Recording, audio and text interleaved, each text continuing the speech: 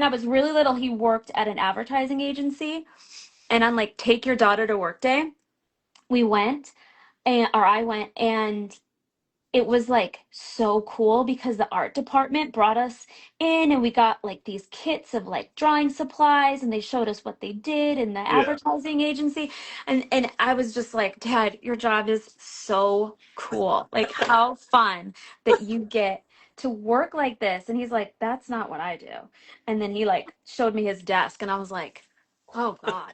It's time for Gavin Doodle.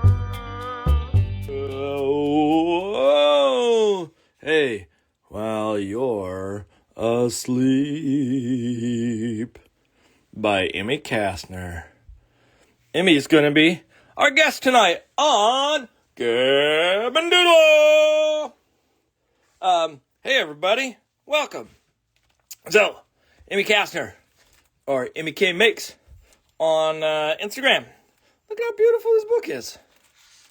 Look at how I'm gonna go up a little bit so we can get a little bit more on shot here. Oh, look at these. They're adorable. Emmy's gonna be joining us here in just a second, but we have all sorts of fun illustrations. I'm just letting you see. I'm not letting you read it all because that ruins the point. You got to go out and get this book. But look at how ridiculous this is. It's stupid ridiculous. And we also have Nerdy Baby Space, Nerdy Babies Rocks. Tonight I'm going to be doing a sketch, or working on a piece of a bear trying to swim upstream with salmon. And we will get our guest in here in 1 second. Let me just make sure I put in the Ask Us Anything in the comments here. Us anything. And then I'll move it down to my face. Boom. And I got to pin it. Hold on 1 second. Pin it. Before I forget as well, I've had a lot of... What was that? I've had a lot of people ask me recently because I am doing... Here we go. Mentorships. I still have plenty of space. I haven't even started scheduling people, but there's lots and lots of space. They go on. I'm going to do them all the way from mid-May until December. And so if you have interest, DM me. I believe a post is right at the top of my feed that explains pricing and whatnot. Let me let our guest in, and we'll get going. Let's see if it works.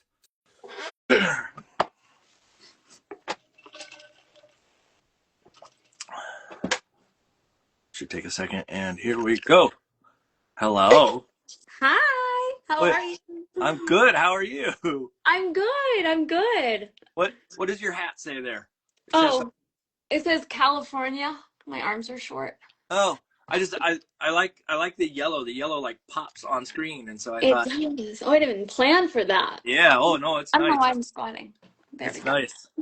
But you're not in California right now, right? You're in. No, we're in Michigan. We did live in San Francisco for a little bit, for like Okay. 2 years.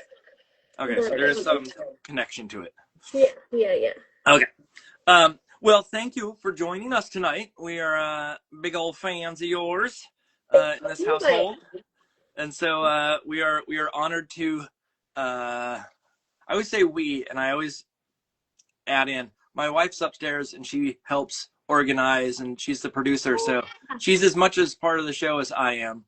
I love teamwork. Yeah. So that's how it always is the man gets all the credit and the lady is behind the scenes, right? Yeah. I mean, we're doing it. Yeah. Keeping the patriarchy alive. Anyways, thank you for joining us. This is a huge honor to spend time and chat with you. We don't really know each other. Great. And so by the end of the night, we'll be good friends. I love it. I hope. Yes. I know. Enemies, mortal enemies by the end. That'd be, I don't think there's anybody I've ever had on that I've been at the end being like, ooh, I don't like it. What a jerk. Yeah, I won't say it anyways. But so what if you're like, wait, there wasn't one. No. Yeah. Well, we can make it one tonight, you know? If we, I promise that's not happening. If you don't play your cards right. Right, okay. Here we go. No so I just realized my volume's really low. There we go. So for those, I'm rolling up my sleeves in the background so I don't get paint on my sleeves. That's what I'm doing. I'm just gonna do whatever you're doing. Yeah. It's the mirror game. Yeah. Um, so, for those that don't know you, can you give a quick synopsis of who you are and Hmm. what you do? Yeah, my name's Emmy, and I am a maker of picture books. I write them and draw them, paint them, make art for them. But yeah, I'm here in Kalamazoo, Michigan. I went to Western Michigan University, which is we have a few universities here in Kalamazoo, but I'm from Michigan originally, and yeah, and then for a while we lived out in San Francisco. My degree is in secondary education, Yeah, that's right. English, yeah, English and earth science. So yeah, I have like teaching background. And my parents are very like practical Midwest supportive parents. But when I was like, I think I'm gonna go to like art school. I want to be a writer. I want to make art. And they were like, how about you get like a real job and then you can do that stuff on the side. And I love my parents and they're very supportive of my career and everything. But But now you're rubbing their face in it at yeah, this point. I'm like, I did it. But I actually am grateful for this path that I had. Like being a teacher, I feel like a former teacher, really informs my interactions with readers. And even though I taught high school, I was like a camp counselor throughout high school. Like I love being around kids. And so, but yeah, and then I'm back high, here. I mean, I high started a writing schoolers, center. Oh, sorry, go I was ahead. going to say, high schools are not that different from kindergartners at this point. You know, Truly. I mean, from high school freshmen, it's just really like, they're just little babies. you have to teach them where to sit, make How sure to they read know where your the bathroom hands. is, all that good stuff. Yeah, yeah. Yes, yes. It was super fun. And then moving back to Michigan, I was like, man, I don't really want to be in the classroom anymore. And when I was out in San Francisco looking for a job, we went out there. My husband, he was not my husband at the time, but we were like, we'll just go out there and we know people and we'll just get jobs. It'll be so easy. And I couldn't find a teaching job, and like the beginning of the school year was like getting very close. And then I just was like calling schools, like, do you need an English teacher? No? Yeah. Do you need a science teacher? And they're like, what? I was like, yeah, I got a double major. What do you need? And so I found a job teaching high school, but moving back to, well, while we were out there, I was very close. A friend was like, there's this place called 826. It's like a writing center. I feel like you would really love that if you can't find like a teaching job, like maybe you Yeah. can help out there. And so I looked it up and I was like, this is the coolest place I've ever been to. It's like, I'm not sure if you're familiar with the 826 writing centers that like Dave Eggers and Nina Calgary started in San Wait, Francisco. I am actually. Now that you mention it, yes, I Yeah. am. Okay. Yep. Yeah, so like they have storefronts and it's all very fun and whimsical and they're working on student writing and just the creative energy and just the creativity was just like overwhelming. And so I was just like, oh my gosh, I think, and then I like was like, I think I'm gonna try to get a job here. And then a principal called me, was like, do you want to teach? And I was like, sure. But moving back to Michigan, I was like, huh, that 826 place was very cool. So a friend and I started a writing center using that as a model here in Kalamazoo. So I did that for a while, but all this time, since I was a kid, I was like, I'm gonna grow up and make books. So Really? Since you were little? Like little, little? yeah, I still have like published writing. I had this amazing teacher in fifth and sixth grade who we went through the writing process. We had critique groups. We wrote like every subject, creative, like we did creative writing in every subject, and it was super fun. And I just fell in love with writing. And then I was at home. My dad had like this electric typewriter, and I'd be like, I'm writing. I'm a writer. And I had this book series. I mean, my parents were my audience, but it was called The Bear Who Came Alive. And it was like what my bear was up to when I was at school or sleeping and stuff. Um, and then I took it with me, the elementary that my mom worked at. They hosted a lot of author visits, and I met David Small, and I met so the time though, she was like, this guy, Jon Sciesza, you love his book. He's gonna be at my school. Do you want to skip school and come with me? And I was like, yeah. So I went. And I got to meet him, and I was like, I'm a big fan of your work. And he was touring for like, it was new at the time for the Warp Trio. And I was like, man, this is so cool. When I grow up, I'm gonna be a writer. And I like just distinctly remember this conversation because he was just like, well, you love writing or you love reading and do you write anything now? And I was like, oh yeah, I'm just writing this and that and all this stuff. And he was just like, you don't have to wait. You're a writer now. And I was like, what? Wait, how old were you again? I was in fourth grade. Okay. And Jon Sciesza's like, you're already a writer. And I was like, okay, John, first name basis. Yeah. You called him then, Johnny. Yeah. yeah, we're besties. And then he's like, I can't wait to read your book someday. And I was just like, cool, let's do this. So yeah, That's fast pretty. forward to like my first book. You know, they do the announcements in Publishers Weekly or whatever. And my announcement was like right next to his next book, the Astronauts series. And I was seriously like, oh my gosh, what a full Full circle. circle. Yeah. Yeah. That's it's amazing that you knew that early on, and like, well, not even that, but just that you remember that interaction. Like, Mhm. I know that we must have had authors and illustrators and whatnot come to our school at some point. I mean, it was back in the day where we had, you know, the old slate and chalk. And Yeah, right. yeah, no, I know there must have been somebody, but I can't remember those kind of interactions. Yeah. And so I'm like, I'm impressed with the fact that like you knew that early on. And I mean, obviously it makes sense now that you're doing it because you had the vision Yeah. at that point. It was I think a huge part of the remembering for me is the fact that I wrote about the interaction. oh, okay, there you go. There you So go. like I do remember having the conversation, but like him telling me I was like all these things, like I went home and I wrote about it for my teacher and I like didn't want to forget anything and I like wrote everything down and so I still have like that. I remember he was like, I have an older sister named Eleanor and mom was like, we have to make the book out to both of them. It's not just for you, it's for your sister too. And I was like, lame. I was like, everyone always puts her name first because she's older. He's like, I have a solution. And he wrote my name first. So it was, I got a lot of tips on, you know, how to interact with young readers. So I want to dive in deeper, but Yeah. I want to make sure that we get to the drawing part because we could spend all night. Honestly, like I could Yeah. spend these nights just talking and not making art, but I know that's not the point. Yeah, But- let's do some stuff. I do need to know a couple things before we get started. Yep. As I said, my wife is upstairs. She's going to try to take some notes, I think, tonight. And it's a matter of, I need to know what you're making and what you're making it with.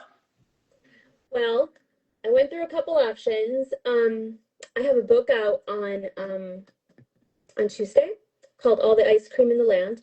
And I had it in my head yesterday that I want to make like an 8-foot spoon because there's a big giant spoon in the book, but I'm not going to do that. I was going to be painting a giant spoon. I'm going to ask my brother-in-law to help me with that. But I'm on a deadline right now, and I'm actually going to be doing some final art for a book that's out next year.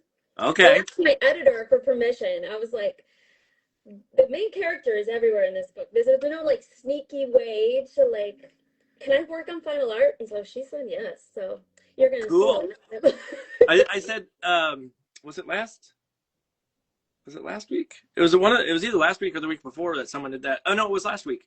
That Monica Ronaldo did the same thing where it was like working on a piece that's going to be in the book or at least have some aspect that shows up in the book. Yeah. And I mentioned then, and I'll mention it again, it's always so fun on this end because I get to look back when the book comes out and then I get to go like, oh, that was the piece. I can see it. And like, Yeah. and especially, I don't know how fast you work, but the idea that, you know, it might take some time and it may not be finished in one night. I don't get to always see the full result. And so when I see it come out in the book, it looks so different than what I saw on camera. And so like, it's always exciting when someone does that. I've made a rule that I don't do that for myself. Yeah. But I more than appreciate anybody else doing it. I don't do it for myself, not because I can't show the stuff or I can't do that end of it, but Great. this is the only time I get to sketch. is this like, and so I'm like, no, I gotta separate it in my brain. So what are we using for materials tonight?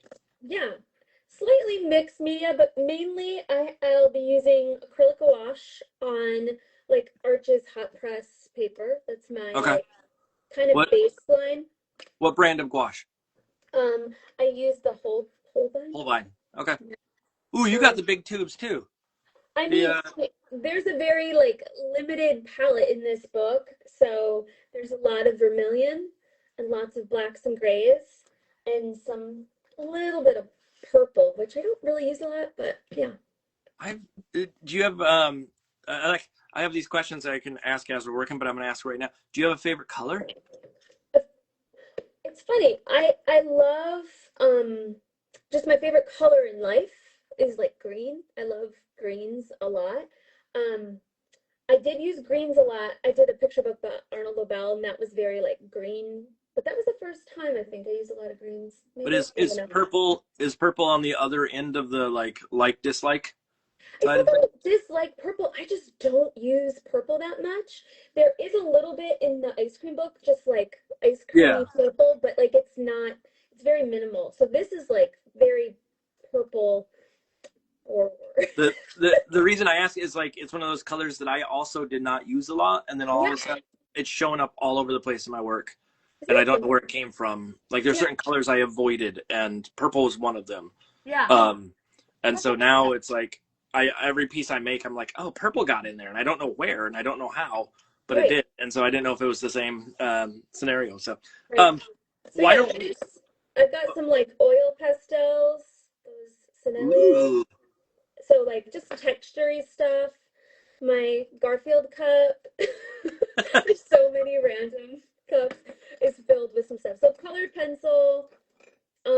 And then this pastel pencil, this Conte Paris. Mhm. uh, but yeah, lots of colored pencil, textury stuff.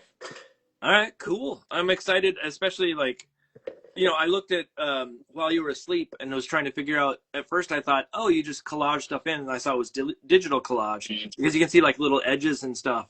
And so, Mhm. like all of a sudden, I'm like, I wasn't 100% sure where we were gonna go tonight as far as like the process that you're gonna make with. So, Yeah, and it's funny, like with calling it digital collage, like I didn't know whenever they asked me to do that. I mean, so like I everything in that book is done traditionally. There's nothing digital, but I'm piecing things together. Like for that, I did background separate than foreground or yep. characters separate. And so I collaged them digitally.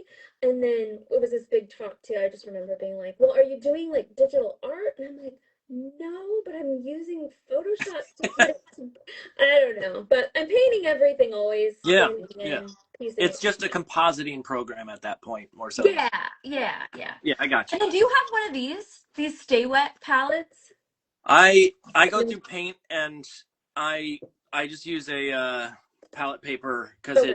it dries up too fast on, or I like it to dry fast, and I just go Um, too much paint. And my if I did a Stay Wet, because I used to have one back in the day, yeah. uh, it used to just get cluttered up with so much paint, and it was hard to manage. But the Stay Wets are amazing as long as you know to have the right paper to put in it, because it's not just palette paper that you put in; it's special Yeah, paper. it's the special and you have to like soak it for like 20 minutes, but it's like you have to soak the paper in hot water and you have to use cold Hmm. water for the sponge. I like read the directions every time, but Um, so yeah. why don't we switch cameras and Cool. we'll get going for the night, and Yeah, I'm gonna all right. throw I'm questions at tuning. you.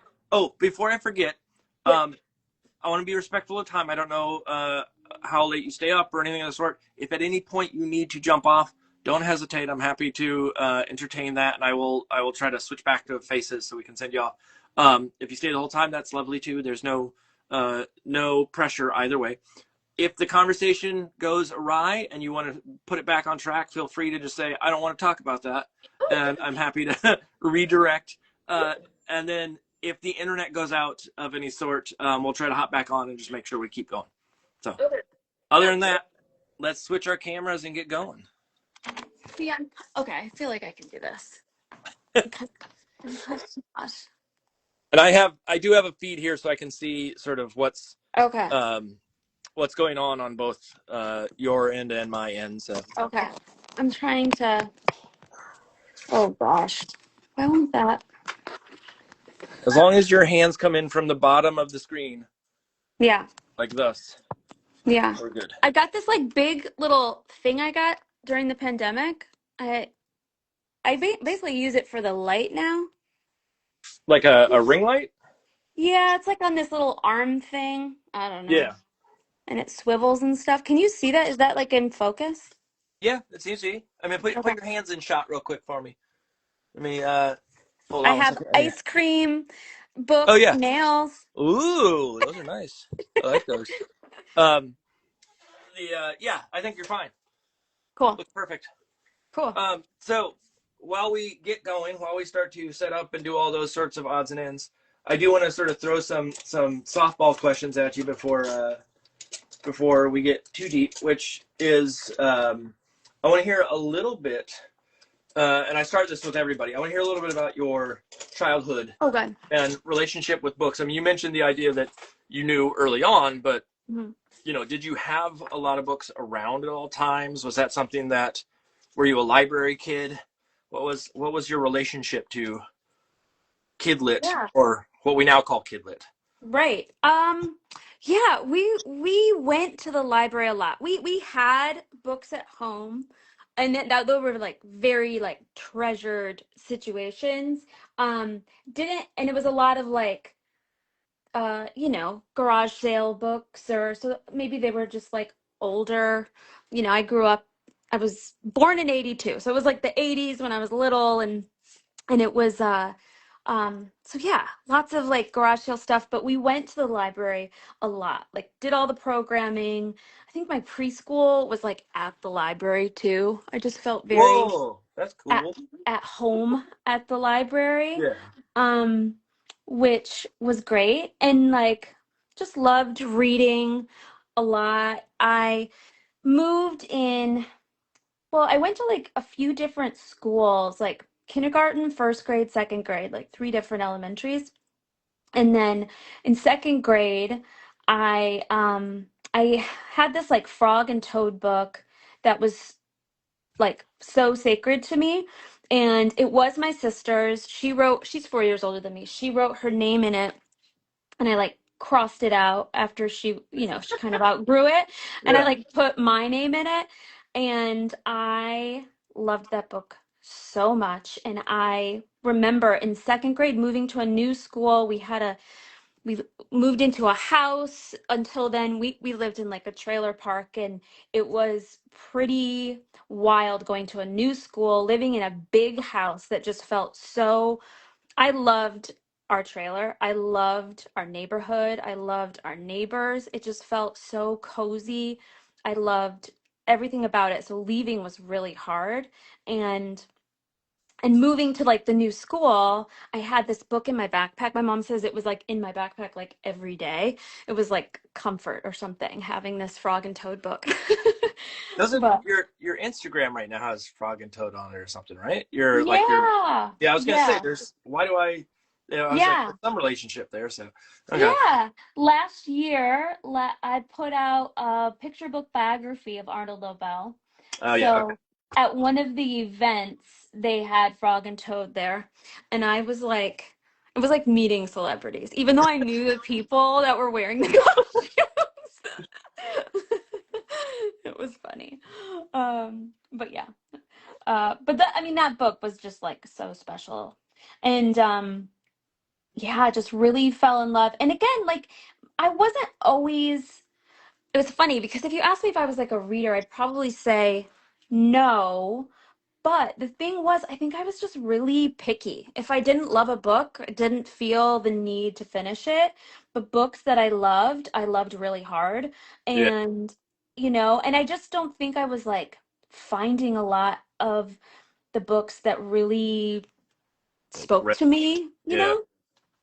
Yeah. Was was there I mean obviously every kid grows up in a situation where like they have an attachment to a singular book or Yeah. something of the sort. Was that like Frog and Toad, was that something that you read over and over and over Oh, again? yeah. Or okay, so like it wasn't a one-off, I love it, and then, hey, I just like this No. book, I'm going to carry it around. It's you read every single word and understood every layer. Oh yeah, I probably had like stuff pages memorized and whatnot. Those Yeah. I love Okay. it when kids like have books memorized and they're reading it and they're like on the wrong page, but they're saying the right words, but just, Yeah. you know. Yeah.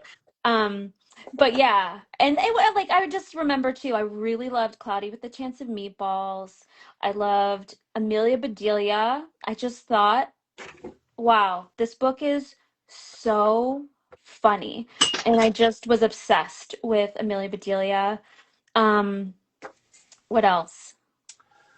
Well, let me Yeah. ask the a different type of question, because Yeah. obviously, I mean, books are the love at that point. Yeah. Um, but was the love because of, and this is gonna sound a little weird, was the love because you love books, or I should say, not is the love because you love books, is your vested interest at that time because you love books, or was it a familial relationship that brought that on, in the sense of, like, your family always had books around, and No, my family, I mean, they're not really readers. I read some, but I wouldn't say like we're big readers at all. I think it was just something that I found just a love so hard, and I just surrounded myself with them and then, started to kind of build my own collection. But we did have like some books in our house, but I don't. And this is weird. Maybe this is my memory, and my mom would probably be like, "Oh my gosh." But I just don't remember my parents reading. I don't was know. that a little Michigan accent thrown in there? The oh my god. Yeah, yeah, yeah. Yeah. I grew up on the east side of the state, very, close to Canada. We went to Canada a lot, lots of family in Canada. And so yeah, there's always like this Michigan, Ontario Yeah. situation in my family's voices. Well, wait, was that you imitating your mom, or was that Oh, actually that your accent? that was me imitating my mom. Okay, okay, okay. Yes, yes, Whew. yes. Yeah, I didn't Oh, mean to make fun of you in the process. I mean, it comes out. Yeah. Oh, that's so hilarious, that silly, stupid accent you had there, and to find out it's yours. That'd be horrible. Very Midwest of me. Yeah. No Um, worries. well, it's always like, there's some people. I mean, in my case, I didn't grow up with a lot of. I mean, I had picture books obviously around, because what kid, Mhm. what parent wouldn't at least have something? Yeah, yeah. But I don't think there was a love in the same way. Like, I didn't have my parents sitting there going like, "Oh, you got to read these picture books. Look how amazing they are," and to the same way that, like, probably you and I are with our kids at this point, Oh where, yeah. Oh my you know, gosh. it Yeah. is inherently part of their lives, whether they want it to be Yeah. or not. Yeah. And so, to me, it's always sort of interesting to know, sort of like, yeah, was this something that was a nurture versus nature sort of translation that Yeah. comes through?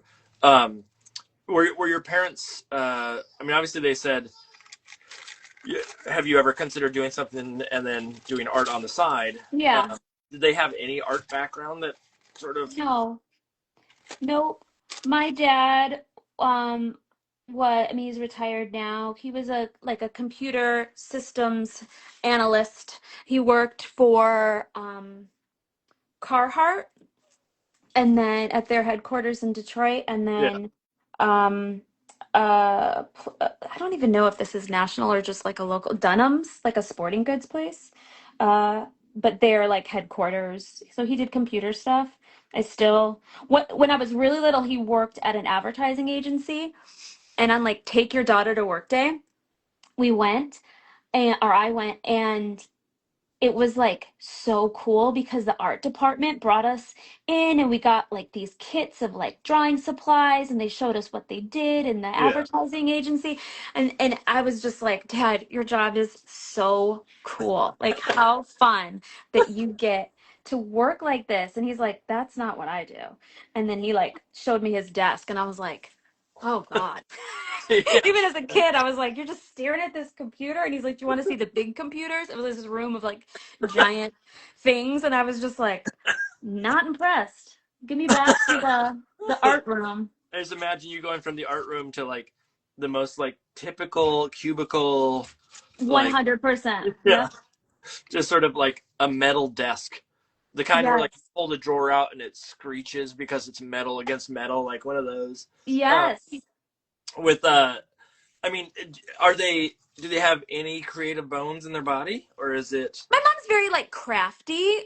She okay? made all of our Halloween costumes like from scratch. And you just tell her like, she'd be like, "What do you want to be?" And one year, I remember I must have been in first grade, and I was just like, "I want to be Sesame Street," and she was like a character, and I was like, "No, I want to be Sesame Street," The street.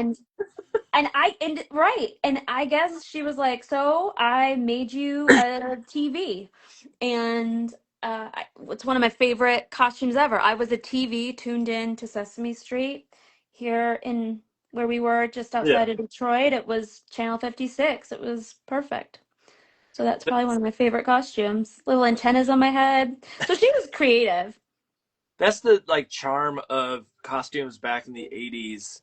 It was like either you got I mean, I'm a little bit older than you, but I'm sure it was the same content basically. Like you Yeah. either got those ones with just the plastic mask Oh yeah. that you could put Yeah. your tongue through and it would scrape your tongue, Yeah, yeah. or you had to make one and that was it. You didn't get costumes that had like sewn beautiful pieces of fabric or anything of the sort. Right. And so that idea of like, yep, you want to be Sesame Street, we're gonna make you a TV and call it a day. Um, Exactly. and When that's it had to fit your winter coat had to fit underneath uh the huh, costume. Yeah. Oh, Yeah. there were times when I lived in Minnesota when I grew up, and there were times Okay. where we went out on Halloween not knowing, like as we were like I don't know, I want to say like maybe early middle school, a Yeah. bunch of kids going out, and we didn't have the internet, so of course we didn't pay attention to the weather at that age, Yeah. and we all got caught in a huge snowstorm. It ended up being a blizzard, Oh God. you know. It's like, I didn't. I was, and it was that age where you don't want to admit that you can't handle the cold, and Oh, so it was right. like Yes. I was in a tracksuit as a tennis player or I something was like about to that, say, what were you and dressed as? yeah. Oh, it was bad. I mean, we were walking through snow. When I got home, I had to take a cold bath because my feet were so cold that the hot would have been Like, oh yeah. severely painful. Yeah. Um, it was not smart. Let's put it that way. But that was the like when you talk about the winter coat. That's the experience for those Midwest kids. Uh, For sure. was We that? earned that candy, you know? Yeah, yeah, yeah. It was that much sweeter in the Yeah. end. Yeah. So is your now you mentioned your brother's going to help you with that spoon. Yeah. Is he artistic in any way? Or Yeah, he's super crafty. So my husband and I, we have uh a coffee shop, and it's like a roast we roast coffee, and I say we. It's not me. I don't my husband Dan like runs the show, but we've got like four different locations. One is in our local indie bookstore, Book Bug here in Kalamazoo, and so I'm in our my studio is above our original coffee shop, and so it's Dan's brother. He's my brother-in-law. He yeah, works for us for Factory Coffee, and but he's super.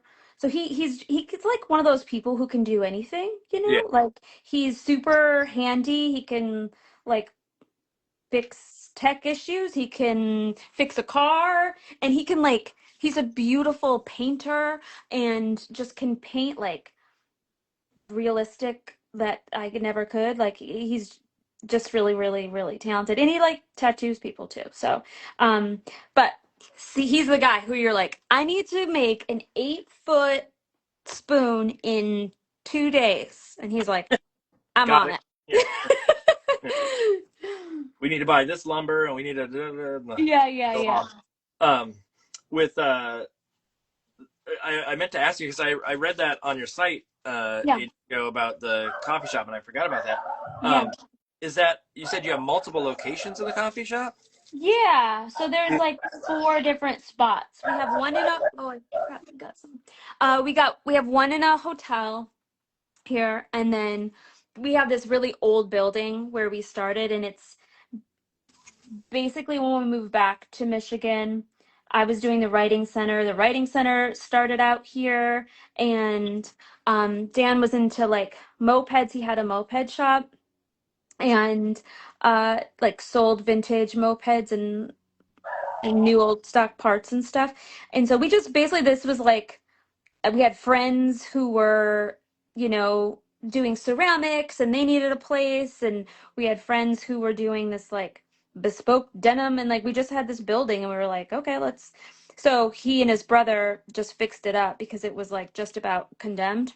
And so this is where our first coffee shop was, all these people. And then that's actually how I met my husband back a long time ago. He had a coffee shop before just near campus, Yeah. and that was called Rocket Star Cafe. And I didn't drink coffee, but my roommate and I were going by and they were playing like good music, and we're like, who are like, where's this been? This is like, you know, our senior year of college, and we're like, this coffee shop is so cool. And so are these, like, we found our people. And yeah, my husband was behind the counter and I was like, I drink coffee now. And Here's your own personal swizzle stick or whatever that thing. yeah. So then I was like, okay. And then yeah. And then for my birthday, my roommate gave me his phone number. Yeah. Ooh, that's a fun gift. Yeah, I opened a card and like all these people are staring at me and I was like, "What are you guys doing?" Like, "Open it." And it was his phone number. And they're like, "The coffee shop guy. That's his phone number." And I was like, "What? Oh, I'm never going there again." What have you done? because they must like thinking about the logistics of that. They must have mentioned you and Right. said, "Hey, we're going to put this in the card. Is that okay?" Yeah. It wasn't they just go, "What's your number?"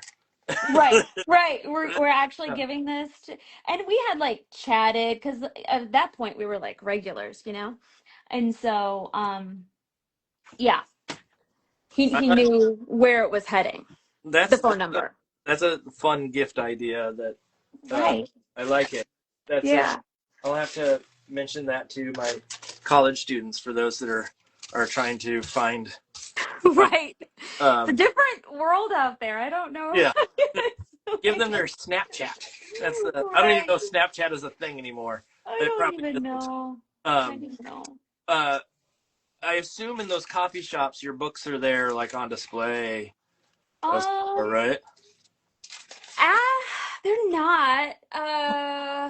Dan keeps saying we should be selling them at our, but I'm like, they can just go. Kalamazoo's small. Just go over to the bookstore. They're over there.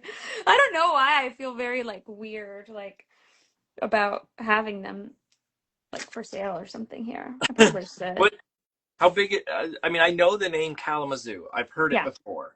How big of a town is it? that is a good question. I don't know. I'm terrible at that kind of Wait, stuff. you have There are multiple stoplights at least. Oh yeah. There's like a major university, there's a large private university called Kalamazoo College.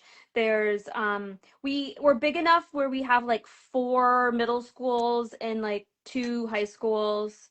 Um that's how big we are. Okay. And there's no way of knowing. I'm just kidding. But I could Google it, but I But it's not a big city. no. Yeah. It's not. Yeah. It's Okay. That's when you say like, oh, they can just go down to the. I didn't know if it meant like literally like down the street on Main Street is oh, I mean the it's bookstore. everything's close enough, you know? Yeah. Gotcha. Gotcha. Yeah. With the bookstore, I don't know. I was thinking about the other day about how if I was not in the job that I'm in and um, with the kidlit stuff, if I ever had a transition, I was like, I wonder what it would take to actually run a bookstore. I mean, it's not for the faint of heart. I Yeah. know that. Like, just any small business, it's tough. It is tough. I mean, But you had to fight through the pandemic, right? That's the yeah, that was brutal. Like, especially a business that's really, based on community and people coming to it. yeah. People And wanting your product and having to go human out. interactions. Yeah. Yeah. Um, so yeah, but just like the general. day to day. Like it's so funny because you think like Dan, we have three kids, and he's like, one of these days you guys are going to be taking over these coffee shops, and they're all like, they see the work and they're like, I don't know about that. That's They've, that's your they've fun, Dan, not ours. yeah, they've seen it close and they're like, So have you had to work in the shop at all, or is it? when we started, there was a couple times I was like Yeah. behind the bar, but I can't make a drink. I would just like ring people up or, Okay. but not really. I've honestly rare. I mean, it's rare. We have great staff. Yeah. I didn't know if you were like you were the person on call. So and so called in sick. I need Oh someone to no. do it. Um, No, it's a yeah. fine oiled machine with Okay. really, Good. really wonderful staff. I like for a while at the beginning, I was doing all the design work, like, logo Yeah. and just any Finance. marketing stuff. But now we've grown to a point where we have like a really good team of people who are running with the vision that we set up, which is ultimately the dream, you know? That's cool. It's one of those things of like owning a small business is such a Herculean feat. I Yeah. feel at this point that hearing that is something that you and your husband are able to do and manage, and I imagine the other thing too, like with your schedule, because are you full time freelance at this point? Yep. Yeah, Yep. so like your schedule is probably not as consistent because of Right. that, and then Yeah. working in a coffee shop or having to manage multiple coffee shops, I assume there's lots of running around, and so Oh gosh. chaos Yes. ensues. There's Um, always small fires to put out and, working, serving the public. There's always wild stuff happening. So, do you ever, at the end of the day, like try to tell your woes of what went wrong in studio and then get a side eye? Uh, like, I oh mean, man, I ran out of right? glue today, and they're like, mm-hmm. Right. No, he's very understanding. So his degree is actually in ceramics. Oh, So he's very artistic and you supportive get, in that way and yeah, understanding, yeah, okay, He gets it. yeah. Gratefully. So, because sometimes I do feel like a complete idiot, just being like, I am so stressed, like this, I'm trying to figure this out or this or that. And with friends, who are like doing really hard work, I'm like, okay, This is hard work. You it got is. you got to give credit there. This is hard work. It's just a different type of hard work that is not easily relatable to someone Yes. who isn't doing it. Yes. So all those people who go like, I can only draw a stick figure, and like, there's a reason why we can draw more than a stick figure is because Right. it's hard work. Because Uh, I've drawn this 80 times just today. So it yeah. did look like a stick figure for a minute, but yeah. Um, so tell me a little bit about the jump into the actual career. Well, let me Yeah. ask. You're coming from, or you worked in. I was about to say higher ed, but what's the term for Secondary ed. Yep. secondary? There we go. Yeah. Thank Yeah. you. Yeah. Were you doing Kidlit while you were doing teaching, or was that something that came after? Like, what was No, the yeah, it was something that it was on my radar, but I wasn't like actively pursuing it. It was for a long time. It was just something I would say a whole lot, but it was just words. I wasn't doing anything to really figure out how to actually make this happen. Yeah. um, which is fine. I think that was important. But the in my classroom, so I taught, like I said, taught English, and then out in San Francisco, I was teaching high school science, which I mean, if you're going to teach high school science, doing it in the Bay Area is the coolest thing ever. I mean, we're on Well, a fault line. We have oh, the okay. bay, we have Uh, the ocean. It's like, look out your window. San Francisco has microclimates, like all this fun stuff that was very practical. Like it was such a cool place to teach science. But in my classroom, I really took subconsciously, I wasn't like actively thinking this, but in reflecting on it, it was what my fifth and sixth grade teacher was doing. In science, we were making books. Like we were making books about the water cycle or whatever, but I was having my students do that also. And so it's like acids and bases, but I was making, I'm like, I want you to see what this project is. I want you to have an example. So I would be making just these mini little books. And so we're talking about audience, and I'm a strong believer in if you are able to explain a concept or something, to a kid, you are showing that you really grasp that Yeah. concept. And so I was having them make picture books and thinking about audience and thinking about concept and, making pictures and lots of like kids who were like, I'm not an artist. That's okay. We're gonna figure this out, or I'm not but it was so fun to see kids being like, oh my God, I really love this. But a lot of times my students would be like, you should make a book. I'm like, I know, I want to. I just haven't yet. Yeah. Um, That, or they're going, did you ask Miss Kastner about what we got to do for homework? And they're like, let me guess. We got to make another book. right. I mean, I wasn't like always making books, but really, I mean, but that was always like the class favorite thing to do. I mean, Yeah. if I was doing it for every assignment, I'm sure they'd be like, okay, I enough would I would Emily have loved Bronte. that. Yeah. Was Thank it you. general science that you were teaching, or was it like I taught uh, biology and I taught integrated science, which was a little bit of like physics, chemistry, earth science. Yeah. oh, okay, yeah, so you know your stuff then. I mean, it's been a minute since I've been in the classroom, but I do still love it. I do. So if I were to ask you about like Oh quantum God. physics, you'd know all of No. it? No. No, no, no. Integrated science is just like basic, like, you know, Okay. basic stuff. But yeah. But Wait, so you name all then the parts of a cell still? Like I all mean, I haven't thought about it for a minute, but you've got the middle part, you've got the big green floppy part, yeah. the mitochondria, the Okay. ribosome, yeah.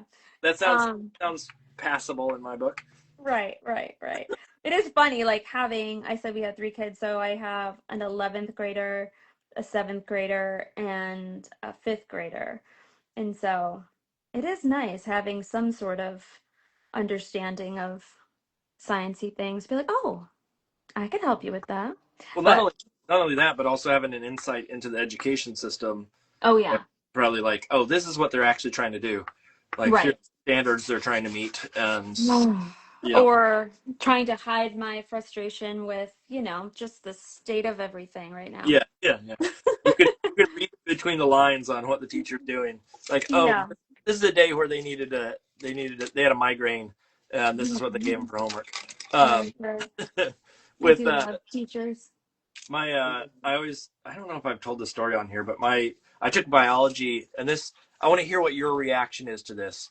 Hold on. I teach college level now, and I teach art, so it's not like I'm Yeah. teaching this thing. But Yeah. when I was in high school, I took an AP or advanced placement or whatever level biology course, Yeah. and the teacher, this guy, Mr. Sohn, Got was a it. wrestling coach, and I was on the wrestling team, and that's important to this situation. Okay. And what he would do for the tests, and I still don't understand this 100%. He would come around, we'd all study the chapter or whatever it was, and Mm-hmm. he'd come around and he would ask us a question out of the chapter. But he would ask you like maybe, I'm going to guess, 5 questions out of the chapter. Okay. There was no test. It was just this. Oh. And if you answered them right, then you got to go around and ask the other people in the class questions. And you could pick what questions you wanted to ask out of the text. And Yeah. if you got it right, they got to go around and ask people. And that's how you tested folks. Oh, that's Um, kind of fun. it sounds fun, but where it was a struggle for me was I was sat at a table of all the wrestling kids. And he would come around and he'd ask us a question, and he would pick the hardest questions for us, Uh-huh. my opinion at least, and what everybody else thought was the hardest questions. And then he'd go over to other tables and ask them really light questions. And let's say we stumbled over mitochondria. We stumbled Yeah. over the word or whatever. He'd be Yeah. like, nope, I'll come back around and you can try again. Oh gosh. And then another table, they would go and then you go mitochondria. Oh gosh. And then they would That's not go, cool. I know. Don't do that. I And hate so that. it ruined biology for me.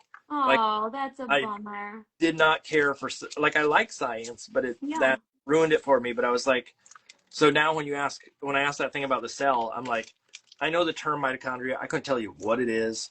What I it couldn't tell you does. Yeah. any of that stuff. Yeah. So now prove it. What is it? What is mitochondria? What does it do? I don't know. I don't remember. It's been a minute. The pressure. Oh my gosh. Like being like on the spot is just like not my like I'm not good. Like even like well it's like speaking a language too. Like I can speak French, but being like actually speaking to French people, I just like shut down. I'm just Yeah, like, I don't know anything. We were just in Montreal for spring break and I was so excited. And by the end, I think I just would have to live somewhere for a minute. But it's the same thing. But if I was like holding a science book, not looking at it, I could tell you. Or I, I'll, I do need to question your thought process on spring break and oh yeah. going. I know, right? We're like, where should we go? Everyone's heading Yeah. south, going to Florida. Yeah. Oh, you got a tan. Oh, you look Right. better. We're like, That's right. we were in Montreal. It was actually super fun. I love Montreal. I haven't been there. I think I mentioned I grew up. So my mom's side of the family is from like the Toronto, Mississauga area, and so grew up summers and stuff going out there, family reunions and Yeah. visiting. We lived like half hour from the border and stuff, so I just feel like there's a lot of back and forth. But I'd never been to Montreal. So we are actually working on dual citizenship because our, like I said, my mom's side is Canadian. So perhaps we'll land over there. But Is there a yeah, reason you're doing dual citizenship? I mean, I You don't have to love say. You that. don't have. We got. You what? You don't have to say.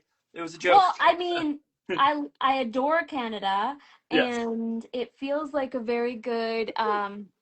Yeah. a very good place to be right now. I mean, things are on fire, Yeah. and would love to be Yeah. there. I really do love Canada hard. So, So not having to be drop and roll constantly in the right. States. Yeah. Yeah. Gotcha.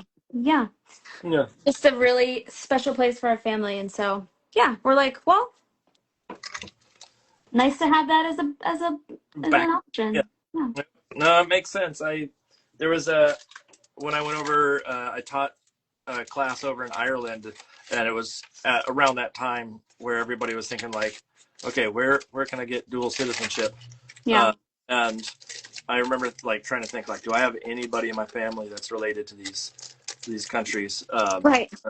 It's so far back at this point that it's not worth the effort. But Right. no, I get it. I get it.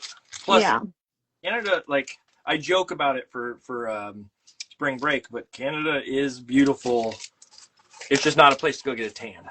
That's not. Right, yeah. That's Yeah, not like I'm not I don't tan very well, which is yeah, fine. I do just prefer the shade, but no, we all really just fell in love with it. Even in the drizzly, late March, we were like, this is a very cool place, and we stayed in like old Montreal and it was just very nice. So and then the kids were like, we went to another country and they spoke yeah. another language. It Was that felt to them like probably was, Europe feels.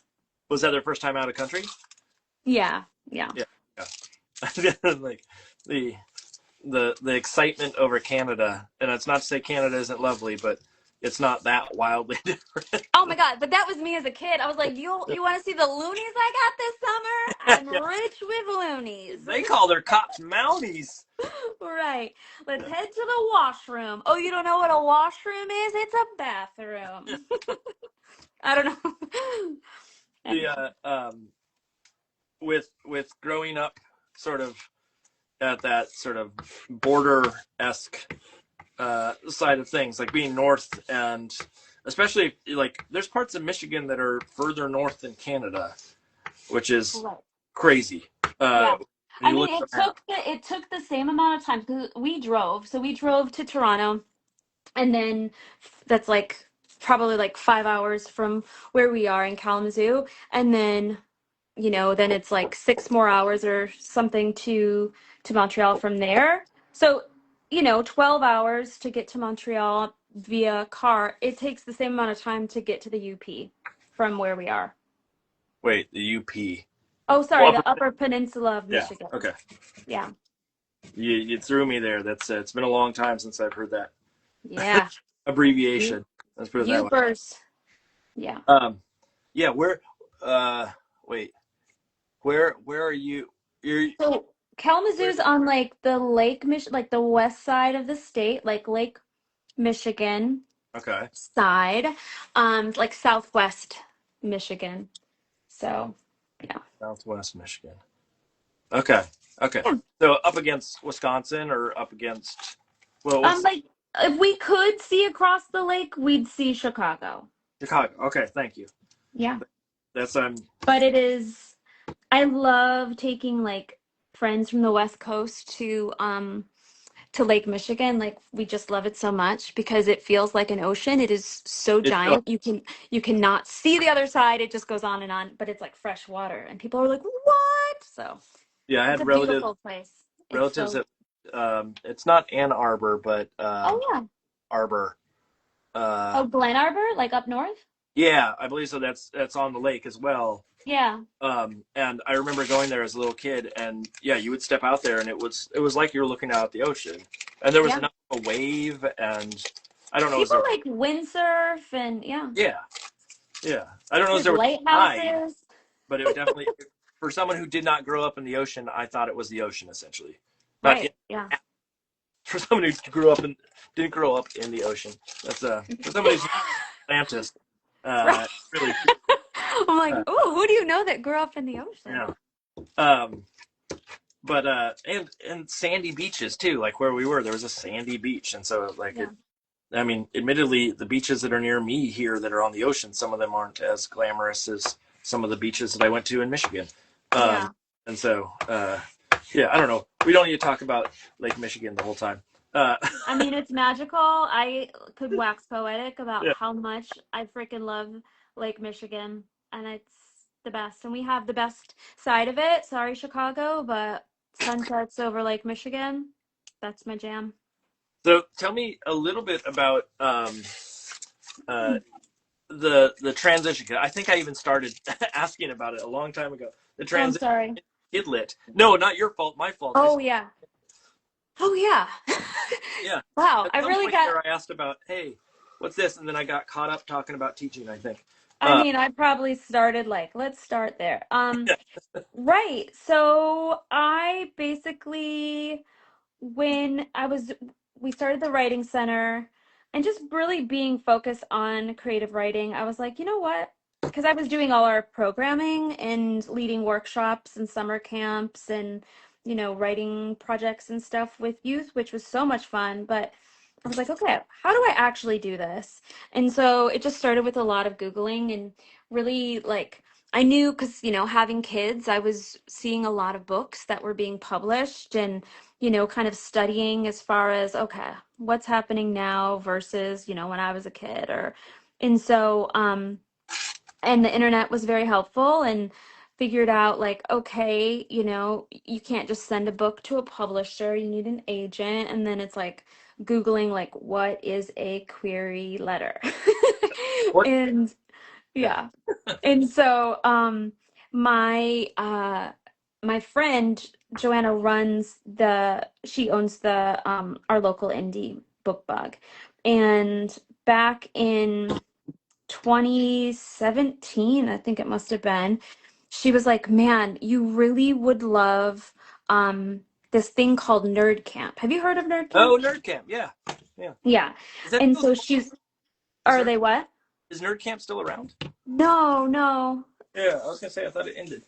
Yeah, but so yeah, I was really grateful to kind of like see it like right at the very end of its, run, and Yeah. really grateful for the whole team that did that. But What year yeah. are we talking? But what? What year are we talking? This is like 2017, Okay. and I helped them out because they sold all the books. And so I was helping them do that. And so like just like being around people, I was like, oh my gosh, this is so cool. Going to some sessions and whatnot, and just kind of like, okay, now I'm serious. I have to figure out. And I was like working on like a picture book manuscript. And the funny thing is, I don't know if this is not like funny, haha, but just the weird thing is I really always thought of myself more of a writer than an artist. Like I loved making art, but it wasn't something I would like be excited to show anyone. It was very like just vulnerable and like a private thing. Like Yeah. I was like writing the story, and I was like, oh, I'd have to have a picture for it. And so I'd be drawing and took it very seriously, but I was like, don't look too hard at the pictures. Just read the words. But and I kind of had that mindset going into it. And so the first manuscript I sent out to an agent. I again didn't know how things worked, and I made some art for it. And I even said like, you're probably find like a real artist to illustrate this, but this is just like what I'm thinking. I just wanted him to know like what I was thinking of. I don't even know. But the feedback I got was like, wow, we love your art for the book. The story, needs some work. We'd love to see more art. And I was like, I don't have any other art. What are you talking Yeah. about? I could crack open The Bear Who Came Alive when I was, but I was just like, oh my gosh, so I should be working on art? And I was like, maybe that was just that one person. And so I sent it to another agent, and I got like the same feedback. And I was grateful like to hear back from the first couple people that I reached out to, but I was like really thrown for a loop. Like I don't understand. Like I'm a writer, but they're saying the story needs work, and I just was very confused. So yeah, I ended up nerd camp. I met my first agent, and then it was wonderful. And so it was like the first year I went to nerd camp, I was like, I want to make books. And then the next year I was in 2018, I was like, I have a contract. I have an agent. I'm doing all this. And so at the time, I was telling her about this series I had in mind. I was like, I was a high school teacher. I was listening to my oldest daughter, like, just memorize like an elephant and piggy book. And I thought it'd be cool if kids were like memorizing little science facts, like, like there's no wind on the moon, or and I was like, I could see it as like a whole series. And she's like, do you have this like written? Like you have a manuscript? I was like, actually, I do. And so the first one was Nerdy Baby's Space. And so it was actually pretty wild. She offered to represent me on the spot, and then we took it out, and it went to auction, and it went in like a 4-book deal, and I was shocked. I was like, "What? I'm doing this?" And they want 2 books at a time, and it was a very like aggressive, like they were going to publish it in board book form and picture book form, and Yeah. I didn't know All at anything. once. Yeah. Yeah, and they were like, let's publish 2 at a time to establish it as a series. And I was like, I have an idea. I think I want to do the ocean next, but oh my gosh. And at the time, I I had sent I can't remember if I submitted watercolor art with the manuscript. I think I did, but then I was like, whoa, they want 2 at a time. And I didn't know like how to advocate for myself, or even like what I should say, or I didn't even know like what to advocate for. I just was like, oh my gosh, I'd have to do this really fast, and I don't think I can make art that fast. And rather than be like, can we adjust this time Yeah. schedule? I just remember being like, well, I guess I can learn how to make people are using iPads. And so I went out and I bought an iPad and I was like, maybe I should just do this all just on the iPad and that might be quicker. But and then I asked the editor and I sent over some stuff and I was like, what if it looks like this? And she was like, that's great, sure. And I was just like, oh, okay. So it was all very new and I just was like, how am I? It was all, I mean, the book was on the shelf and I was like, okay, I'm an artist, I guess. Well, you also went to school for writing, right? Yeah, yeah. So My that's my not a emphasis, yeah. yeah. My emphasis was like playwriting. I really thought that I was going to be a playwright and that was going to be my future. And I do feel like playwriting and picture books are very close siblings as far as the way that a picture book works and the way that a play works. So I don't know. I feel like everything is kind of informed the next step in life. Yeah, no, I mean, I to me the it makes sense though that you would be a little sort of flabbergasted at the idea of two books at once. Yeah, Like if you especially if it was your first time sort of stepping into that arena, that it yeah, that is a lot of shoe to fill. Uh, yeah, that is potentially a unknown factor that is sort of thrown in your lap all at once, especially with like the going to auction and things of the sort. oh Uh, yeah. Had no idea what to expect. Now, I assume at this point you are comfortable as can be, and there's not even a single that you have about your trajectory at this point, right? Oh yeah, totally cozy. You know, I'm definitely uh there I obviously, I mean, it'd be wild if I wasn't more confident. And so this ice cream book is going to be my 13th book out in the world. And so yeah, it would be wild if I was still as nervous as I was then. But of course, I mean, every book is a different thing. And so often I was worried like I didn't have a distinct style. The fact that I do mixed media and I'm making every book, the way I'm making books is not to like fit my style or how I do things. I really think of it as a different entity, and I feel like more people are doing that. And it just, the more I'm in the world of this and seeing books people are making, I'm like, oh, this is very standard and normal. I'm not some like weird freak who's like doing a collage for one book and Yeah. kind of like watercolor and pencil line work in one, and then just kind of like this more graphic painting I'm doing with this, like everyone's, not everyone, but a lot of people are kind of just meeting the needs of a book. And that's why, yeah. Well, I even like myself am trying to get to that point where I'm the look of the book is more dependent on the text than on my personal aesthetic. Yeah. If that Yeah. makes sense. Like it's not to Oh, say for that sure. fine, but that idea of like I'm thinking about, oh, I do this work for a gallery that's very different, found object kind of work, and I'm all of a sudden going like, well, why can't I just write a book that uses that?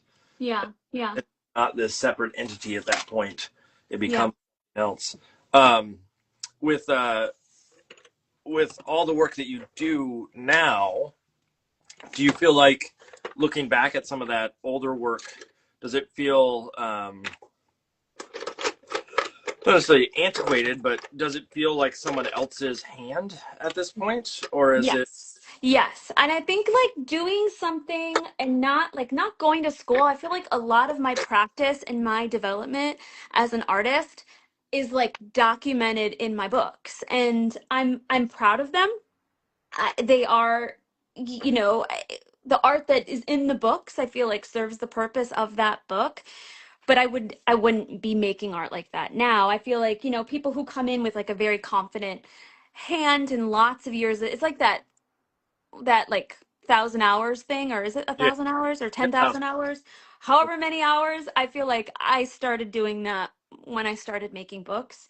And so getting those hours under my belt now, I feel like there's a rhythm. But yeah, looking at especially doing the digital stuff, like I didn't know like people are making such gorgeous books digitally hmm and in a way that I'm like, holy shit, this is like I can't make digital art like that. I don't know how their like wizardry is doing that. But but looking back at the digital books that I made, I'm like, huh, yeah, that's just not how I would make a book now. But Do you? I mean that I had someone ask me today actually in a children's book class that I'm teaching. What did people do back in the day? Did they actually like before digital art? How did they deal with it? Um, right. I had to explain to them like, yeah, you sent in your originals and they scanned them and they it became this um, like it was a much longer process to get the artwork Yeah. a finished printable state, but Yeah. like nothing else has changed. But I'm wondering, like now that thinking about the way that you work, I assume that even though you're not necessarily jumping in the digital realm in the same capacity, that you still have some um, like there is some speed and growth Oh that yeah. became more standard for you. I would hope. Yeah. Yeah. I mean, using Photoshop, I'm still like uh a total I mean I'm much more savvy than I was, but there are still like I'll see people doing little shortcuts. I'm like, what's that? How do you figure out that? Is there a book about that? Like I am just like I'm a little dummy, but no, I'm a little bit better learning, you have to figure it out. So much was just trial and error, learning, like scanning my stuff in, and I don't know. Well, I mean, did you take art classes when you were in school? I mean, I took a couple and I really, really loved them. I took like a painting class that was like so much fun. And the teacher was just like, oh, well, if you're so stuck on being a teacher, maybe you should be an art teacher. And I was like, oh, yeah, that'd be cool. But again, I just hearing that, I was like, I'm not an artist though. Like, I just didn't see myself that way. I was like, oh, that's funny. I'm a writer. There's just a disconnect that, I mean, now looking back, of course, you can see that and you're like, oh, like Yeah, that could have been a totally different path down the way, but ultimately you ended up in the spot that you wanted, yeah. correct? Yeah, yeah, totally. I am so grateful. I am like, yeah, where I'm at now, I just I I'm just like pinching myself. I mean, it's a lot of like hard work and I feel like um I'm grateful that like starting off with the Nerdy Baby series like really gave me, I mean, to talk about like the financial end of things, like signing a 4 book deal at auction, I just gave me the opportunity to do this full time. And and that was always my plan, like figuring out like leaving the writing center. I knew I didn't want to be running that forever. And but I was kind of like, okay, I want to get to a point where we have a staff and it's not just like two of us breaking our necks running this nonprofit. And then it's like, okay, I want a staff. We need to have a permanent building. And then, the other thing was I need to have what I'm doing next. And hopefully that's making books. But that felt like such like a stretch, to be able to do it full time. So I'm very grateful for these nerdy babies who gave me that sort of safety net to be like, okay, here we go. Full time author illustrator. You still interact with the nonprofit? Like, do you still Um, teaching or anything of the sort over there? I don't really do any like programming stuff. I'm like very supportive and forever an ambassador. And I think there's this whole thing in the nonprofit world too, sort of like the founders syndrome, where a founder leaves and then the nonprofit kind of that relied on that person and their knowledge and their skill set just kind of crumbles. And so Yeah. we worked really hard to make sure that like we had it in place that once we were gone, like we were here for support, but we wanted them to be able to do it. And it wasn't my friend Ann and I who had started it. It wasn't like us, the nonprofit was its own thing. So we decided to give lots of space, and so they could kind of, it felt like having like a college student almost, like, or I don't know what that's like. My daughter's a junior, but I imagine like, okay, go off in the world and be your own person. I'm here if you need me. Yeah, you don't make decisions for them at that point, or Yeah. feel like they're tied to you. I get Yeah. I get that sentiment of like, especially if they're always looking over their shoulder, going, well, what would Emmy think? Yeah, what would But she do? What programs would she do? Yeah, I didn't want them to have to like be second guessing moves or yeah, anything. Yeah. that makes sense. That makes sense. I just Yeah. did because it was something that you started. I don't know like how much. Like, there's part of me that goes, it must have been hard to step away a little bit from Oh, that. for sure. For sure. And I still love that time was just like so special, and seeing the kids like even like that were in our first group, and I was like pregnant with my second, maybe our first year of like we did these summer camps, and we'd publish a book every summer with all of our summer campers and stuff, and such fond memories, and like all these kids that basically their parents like trusted us to be like, I don't even know what this place is, but it sounds cool. Sure, we'll pay you to write with our kids for a week. And now these kids are like gonna be like seniors in college, and I'm just like, oh my gosh, it's very cool. I'm so grateful for that Your place. babies Yes, all grown yes, up yes. with obviously with the writing background and stuff. I imagine that the writing aspect of books is easier than what it might be for those who don't have that writing background, but I still know it's a struggle. Like, don't get me, Yeah, I'm not saying, oh man, you have it easy and uh, and all of this, but um, thinking about that aspect of being a writer, yeah. do you think that you approach books different? Like, after knowing people in the industry, uh, Hmm. sort of seeing how they operate, et cetera, do you think that you're coming at it with a different approach because of coming from a writing background versus there's so many people that are artists that take up writing, but Right. the other way around. Yeah, I mean, I feel like it's just sort of like this intuitive part of me that, has is able to kind of look at a picture book and see how it's working, and to see where the rhythm is, and even like the playwriting part of me does think of, and this isn't like every single book has a clear like 3 act structure, but like thinking like a writer in that regard like does certainly informs my my ability to kind of like uh break a story in that way. Yeah, yeah. I mean, your fundamentals are Yeah, yeah. stronger. Having the even just like the language and the practice um at criticism is Mm, so important, and that was such a huge part of like our writing center, like learning how to talk about our own writing and each other's writing.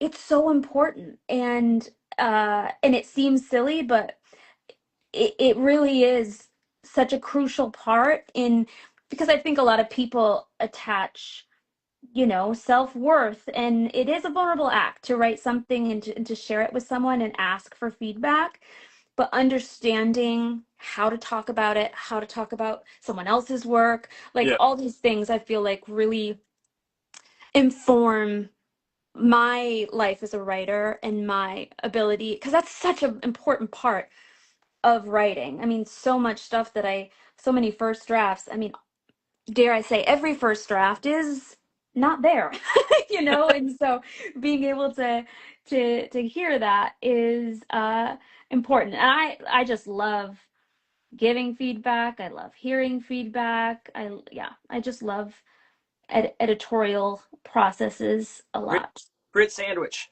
That's Yeah. yeah. The do you were you when you hand in manuscripts? I'm wondering, like in my case, when I hand in a manuscript, uh, I got lots of, hey, this is incorrect punctuation. Yeah.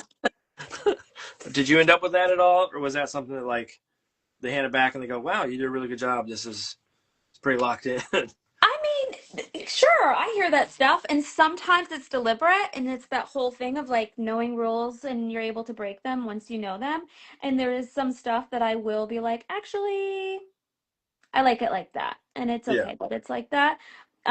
And it's helpful to give that sort of answer with a little confidence, knowing that like, oh, I get it, but that's the way I want it.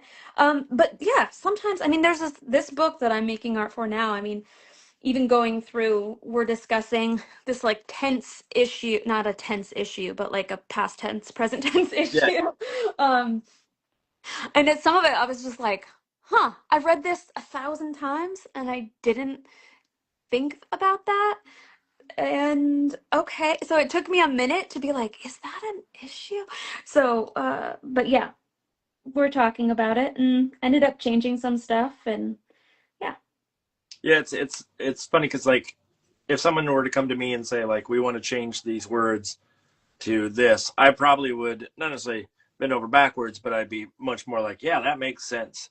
But if it Right. came to art, that's where I'm going to have more of a fight, and I'm going to go like, well, actually, this is the reason why I wanted it this way, and try to fight context. But it's one of those things that is partially just because it's not in my wheelhouse uh, Right. to understand or to push back on some of that stuff in the same way. Yeah. Um, with writing is like I'm wondering because you have that writing background or the proficiency in writing that is stronger than at least me. I will tell you that. Um, I'm wondering how much of a lift is it for you at the beginning? Like, are you a writer first and then come Yeah. back to art? Is that something that like what is Yeah. involved in that process for you? It's a real back and forth for me where I generally am writing a manuscript first and I'll live with an idea a whole lot and I'll talk through it a whole lot and I'll talk my husband's ear off about a certain story and then figuring out like, okay, what's funny about this story? And like this book I'm working on is about a little boy who dresses up like Dracula every year for Halloween and then he like doesn't take it off ever. And so like in talking about the idea, it's like, okay, what's funny about and so I there's so much talking and walking my dog and thinking that happens. And then when it comes to like writing it down, that's happening. And sometimes like a character will kind of like rear its look in my brain and I'll be like, oh, okay. So I'll kind of like in my sketchbook, like sketch it out a little bit. And there is some like back and forth. If it's like, okay, I wrote part of this draft, it's not totally done, but I kind of, this moment of him in at the playground is so funny and I want to sketch that out and I will, and I'll show my agent or whatever. So it's kind of like a back and forth for me Yeah. doing both things like that. But I always wonder because I keep wanting to send a manuscript off and have someone else illustrate it. Mm-hmm. Mm-hmm. And I would love to illustrate someone else's manuscript. I feel like that would be, I know, like, obviously you're not like, that collaboration is just very fun. And I feel like it would stretch a different part of my creative brain. But I'm so curious. I'm like, man, it is such a back and forth between art and text for me that I wonder how that would work. It just seems very So exciting.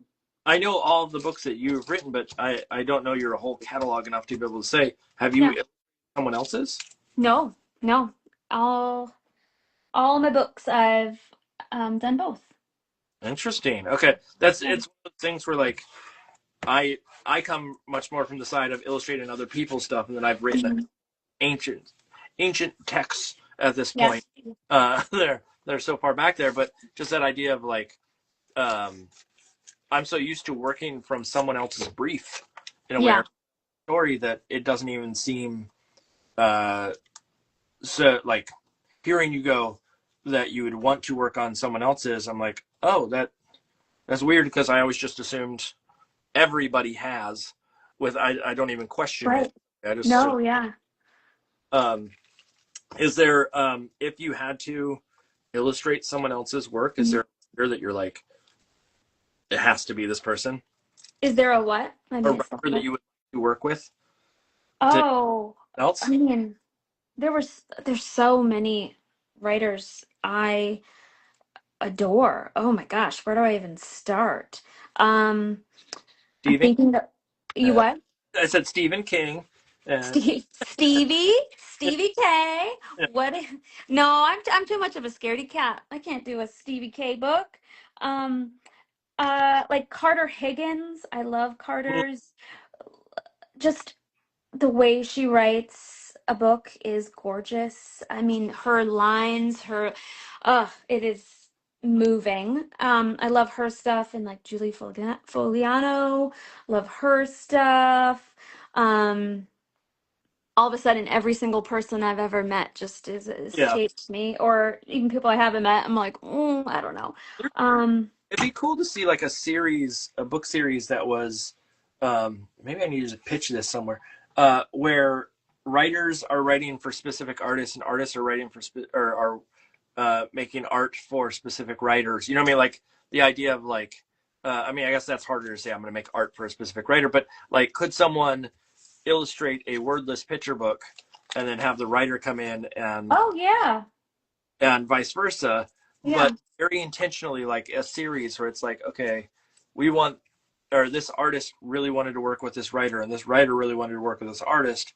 And yeah, uh, that is the premise of the whole thing is like, I'm going to write a book for you to illustrate. Not I'm going to write a book and then hope that you illustrate it, but it's for right, you. It would be really fun to see who they would pick and why they would pick uh, yeah. the sort of combination of things. So anyways, I I'll go would, put that around. Um, yeah. just Make make that book. well, it's the equivalent of the Piggy and Elephant. There's Mo Willems has had other people illustrate. Oh yeah, like Dan Santat did, Yeah, and so and like Lori Keller.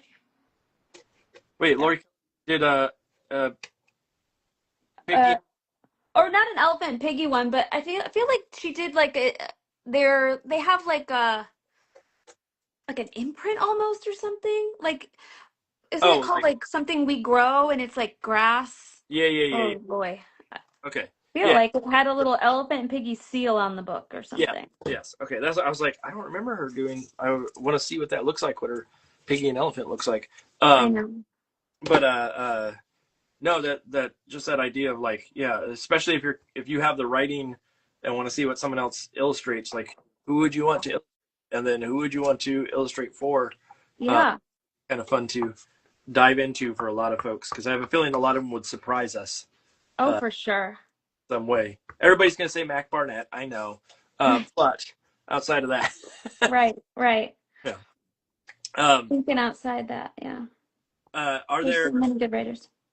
artists in particular that you're like um, you're or I shouldn't say artists, but just kidlit folks in general that you're like you gravitate towards, like the equivalent of every book that they come out with, you're on it.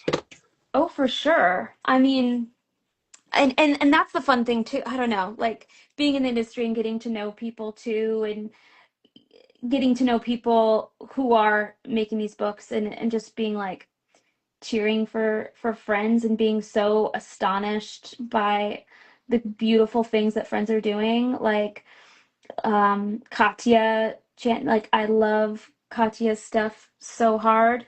And Wait, yeah, Katya, which Katya? Katya Chen. Oh, Katya Chen. Okay, thank you. Yeah. Yeah. I'm sorry, I thought I said that. And then yeah, my friend Jessie Sema and who else here? It's always like a test here. Mm-hmm. I I love you not read. what? The mitochondria. Right. See, I'm like, I know books and people. I do. Um, you just had Monica Arnold on. I love her stuff. It's very exciting. Jess Hannigan Mm-hmm. love all her stuff. Um, Karina Lycan, Vashti Harrison. You're naming classics here. Yep. Yep. Is there anybody in particular? Zara Gonzalez Wong. Yep. Is there Sorry. anybody that uh you know that everybody's like doesn't know about that you're like, why don't people know about this artist? Hmm. Why don't people And I know? don't mean that in the sense of like, yeah, you name Katya Chen, and it's like everybody Yeah. at this Yeah, point, everyone. Katya Chen, you're Yeah. living in under a rock or whatever. But that idea of like, we all have that one artist where we're like, oh no, you never heard of this person. That Blanking out. Okay, that's fine. Let me That's think. a Let me question. think. Yeah. That's like saying, what's your favorite cheese? And it's like, well, Right. that you can't answer that immediately. Generally, you need some. Munster. What? What did you Munster. say? Munster? Munster cheese. No, I just the first one that came to my brain. I do like it. No, Yeah, but you got to be careful. You can't just name a cheese like that without being ready to back it up. Uh, right. I do like it. Munster cheese is fine. Yeah. It's a matter of there's a Like lot a of smoked Gouda. I smoked Gouda's got to be up there. Yeah. And everybody's list. If they don't have that, there's something wrong. Um, is there a cheese that you hate? Yes. Goat cheese. I Really? know. I Okay. know. I feel like uh not adult. But I feel like everybody loves goat cheese, but it just doesn't make sense to me. It tastes the way that goat smells, and I'm like, how is this fun, you guys? Why are we doing this? There is the like goat cheese. I wouldn't say that it tastes like the way goat smells, but I get that it's got a farmy bit. There is a cheese that I bought for like a gathering that we were having here at one point at my house for folks, and it truly um, tasted like animal skin. Like it tasted Oh, like weird. lanolin. Do you know what lanolin is? Yeah, Yeah, it tasted like that, and weird. I was like, it's too much. It was very, very hard to palate. Yeah, Point, and I imagine that's what you're talking about with that sort of the goat's milk, yeah. just too much, and you wanna back away from it. It's a no for me. Thank Yeah. you. We don't need to spend time talking about cheese. Right. Can if you want. I'm game. I can talk about anything for as long as we need. Um, Right. tell me a little bit about sort of outside of art. I know you got 3 kiddos Yeah. of different varying ages from what I'm Yeah. saying, but do you have time for personal time for yourself at this point? Or are you running from activity to activity? Like where what is your fun at this point outside of art? You know, it is a very busy season of life where everyone has something, and oftentimes it's like three kids in different directions. And like currently, it's like this part of the year where it's like spring, all these like end of school like musicals and orchestra concerts, and that's really on the front stage here. I'm going to like a volleyball tournament on Saturday and all these things. But for me, let me think. So currently, I'm finding a lot of joy in what am I doing? Walking. I love walking my dog. We live near our neighborhood's pretty rad, and we live near a really cool preserve, and it just is like in the middle of this neighborhood, and it's very cool. So I love walking, and I do a lot of walking. But I love cross country skiing. That's a big Mm. fun thing. Do you cross country ski? Uh, no, it's well. I have many a times. In fact, in high school, they used to make us do it um, for like gym class, uh, Mm-hmm. which is That's wild. yeah weird. I think that and broom ball. I don't know a lot of people that know broom ball, but broom ball was the other one. That was sort of uh, regional, I think. Yeah, that's it. Um, It but didn't make its way across Lake Michigan. yeah. Oh, do you know? You don't know what it is? Broom ball? Broomball? No. It's you basically you have a ball, you're on ice, you don't have ice skates, you have just shoes, so you slide around and it's just like hockey in that sense of like you're trying to get a goal, but the broom is a hardened either plastic or it's an actual broom that is bound up so it's like a solid object and you just hit this ball, but you it's dangerous because people are swinging brooms around each other and not being able to control if they fall over. That Uh, is wild, especially, I mean, in Michigan, we are a very hockey centric place. And I grew up like on a lake and no one was playing with brooms. That's wild to me. I'm kind of that's why I was kind of surprised that you didn't know what it was. I thought it was like a Midwest thing just in general. Um, Missed that. but That didn't hit Ortonville. the but no, like cross country skiing, it's one Yeah. of those where like I feel like there weren't a lot of big mountains where I grew up, and so that was the type of skiing that a lot of people did. Yeah.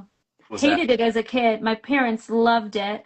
I have so many pictures of just, it looks like I'm being tortured, like screaming almost, like, get me out of here. Why Um, why did you hate it so much? Was it it was like, it felt like torture, like just having to like so much work. I don't know. Hated it though. Um, but now I love it. So, and I also like Brussels sprouts now, and I didn't like them as a kid. So there we go. you know I now wait a second. When you have Brussels sprouts now, are you doing the like pan seared Brussels sprouts? Oh yeah, my dad was like boiling them and then like putting vinegar on them. It's like, who's eating Yeah. this? This is like terrible. I was gonna say So, a lot of people I know that like Brussels sprouts now, but I'm always like, yeah, well, do you like them the same way that they were prepared back in the day? Because that's yeah, probably boil it and just pour vinegar on it. Delicious. yeah. It's, Mush. do you like something that's sautéed and cooked nicely, or do you like gross food? Is basically the it's not apples to apples at this Right. point. And there's something too about someone was saying the way that like, I don't know, breeding I'm tired. Breeding food, like agriculture, like Yeah, Brussels sprouts are different. yeah. Oh no, that's totally. I'm sure that's true. They've probably gotten sweeter, Yeah, that's what I'm trying to bitter. say. Breeding food? Gosh, I Yeah. sound like Wait, an idiot. you went to school for writing, right? Right. I'm gonna make a book about breeding food. I'm like, what the heck? Um, with is there like when I talk about the broom ball aspect, is there anything that was like very distinctly the? Did you grow up in the area of Kalamazoo, or is that a No. move back to a different area? Yeah, so we grew up on the east side of Michigan, about an hour-ish north of Detroit, and then half hour from Canada there. I remember you talking about Detroit, and I was like, I didn't remember if I Yeah. also don't know if Kalamazoo is close to. Mhm. That's like we're like 2 hours west of Detroit from And where we are now. did the kids get to experience California? We haven't yet, and which is so sad. Our oldest Ellie was born in San Francisco and is certainly a kid who's like very, and it's weird the whole nature versus nurture thing, or I don't know, like growing, like being born in a place. Ellie feels very much like she was a Bay Area kid, and she's wants everyone to know she was born in San Francisco. Wait, what's a? You have to explain to me what's a Bay Area kid then? Like, what's the vibe? I don't know, like kind of like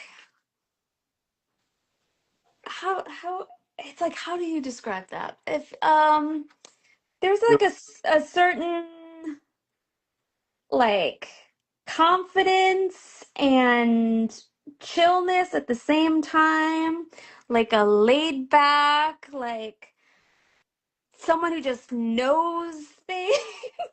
Like, I don't know. Yeah, it's, my reference point is always just like the documentary about um, the what was that concert out there that the Hell's Angels showed up to. That's my reference point. I can't think of the name of it. Where like people got beat up by the Hell's Angels. Oh, I don't know. That's an old person story, so you don't need to No, worry. but I've heard of that. I just don't remember Yeah, where that happened. I remember it was like the Rolling Stones are playing and uh, something of the sort. But anyway, it doesn't matter. Uh, I love it. bringing up like the weirdest reference point for that. Um, but the with your oldest, they grew up in primarily in Michigan. Then, Yeah, yeah.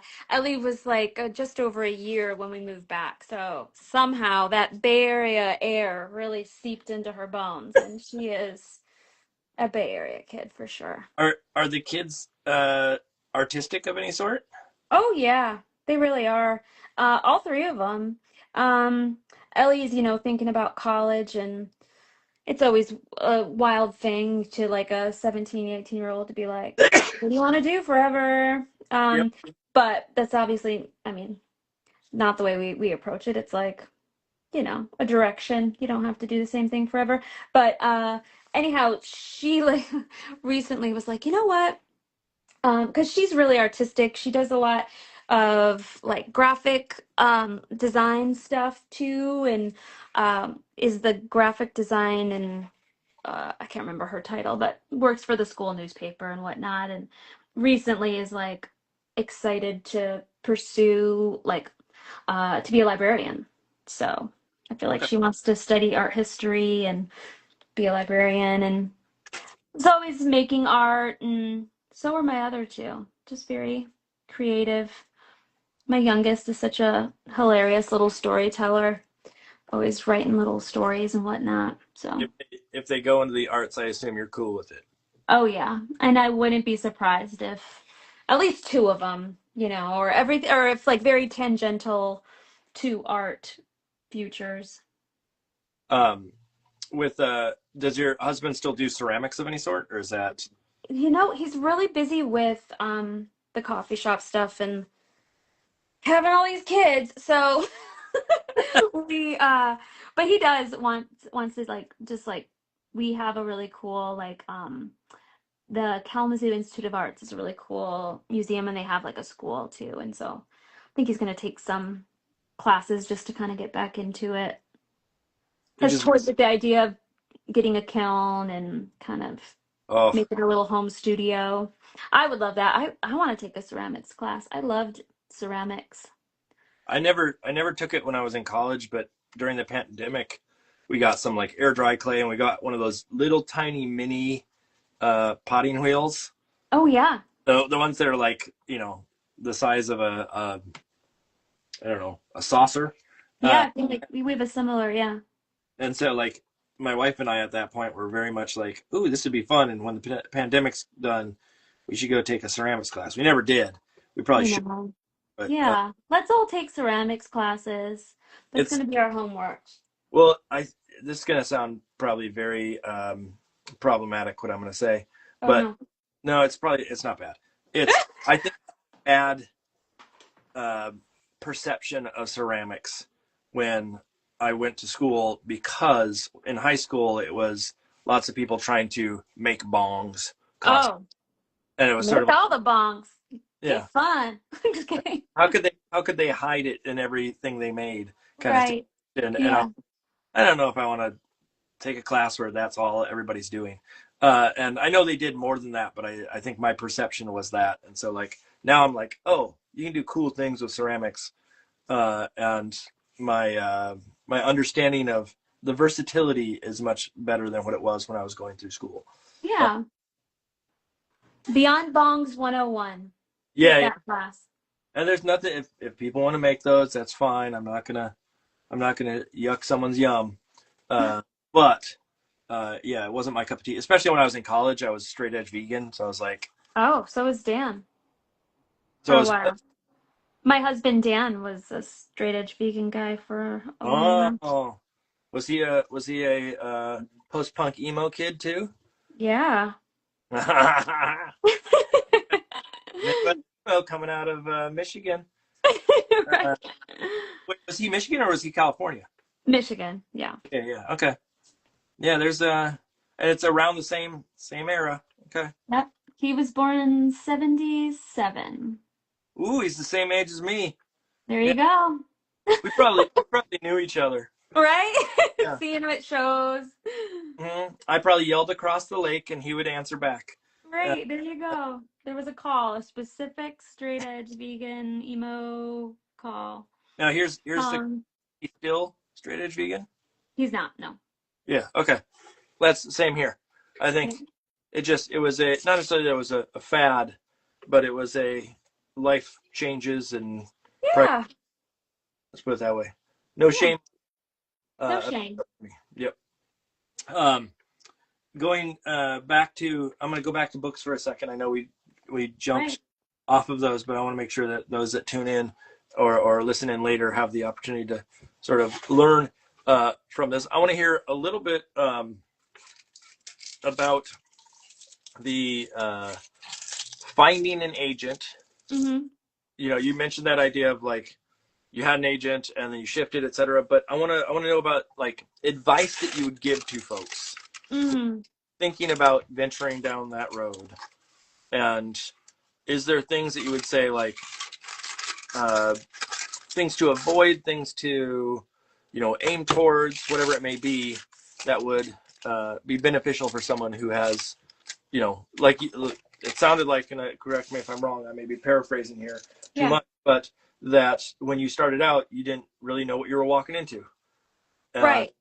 you Just know, in general. And both I've had two agents, and both agents I've had have been wonderful, guiding and understanding, like, I don't know, especially being so new in the situation, especially like wonderful, wonderful, wonderful experience in feeling like I could talk to them and ask questions and not sound dumb, and like, and that's important, that sort of like level of comfort of mhm. communication from the jump.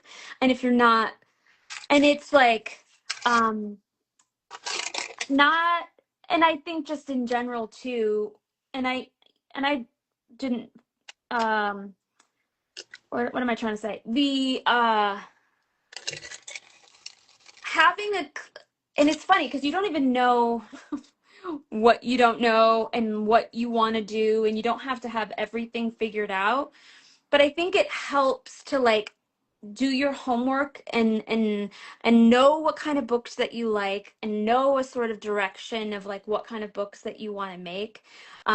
And then you have a space to stand on to like to understand like what you don't want to sacrifice in making a book, and what your vision is, and having that, I think, is important.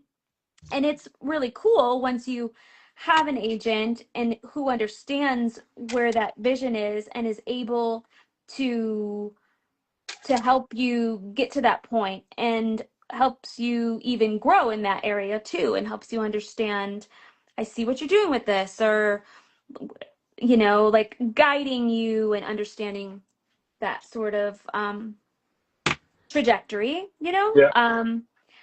but that communication is really, really important.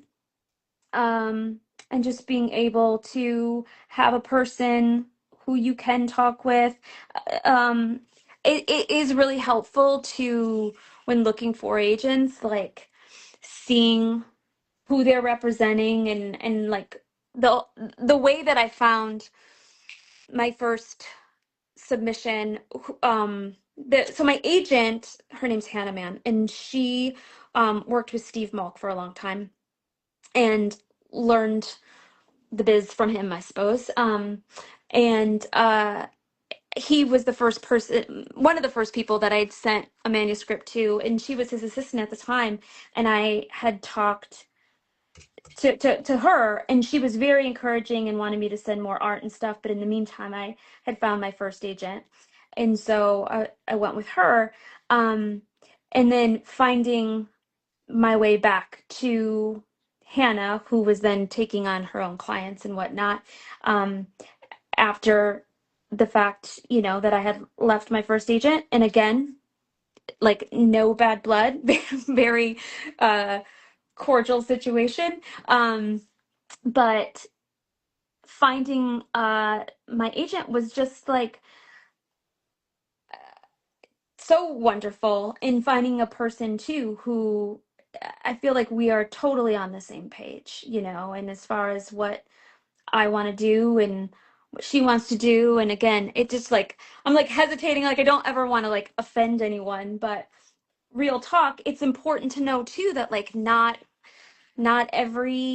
every relationship just in life, I mean, lasts forever or it doesn't have to, and there's no shame in kind of figuring out where you want to go and what you need. And I didn't know that at the time. Like I just was really distraught and felt really bad about making that change at first. And but I think it's important to know that these things happen, you Yeah. know? And I know that agents in general also, like, people change agents, and it's not always a bad thing. Yeah, That it, this acrimonious like yeah, situation. Yeah, it it just happens. yeah, I mean, or it feels taboo almost to like discuss, but I feel like it's important to know, that you always you're the person who um is going to care the most about your career, like you personally. And so looking after yourself in that way, I feel like is important, and you don't want to sacrifice your whatever it is, yeah. Uh, Is there thinking about the agent that you have now? Obviously, like Writer's House is a huge agency. mhm, They're a fabulous agency. Um, mhm. is there a thing that like um, a tip that you could give to someone who's looking for an agent of like um, I'm trying to think of like how to phrase this. Something that was an unexpected thing that became really important in your relation. Like obviously conversation or not conversation, but being able to talk to each other is hugely Yeah. important kind of thing. But like, you know, the equivalent of answering emails quickly, Mhm, or mhm. are there weird little things like that that are just like for you now they're game changers on um, your expectation or your ability to move forward with the jobs that you're doing that at one point maybe you didn't see or were not as clear as they are today?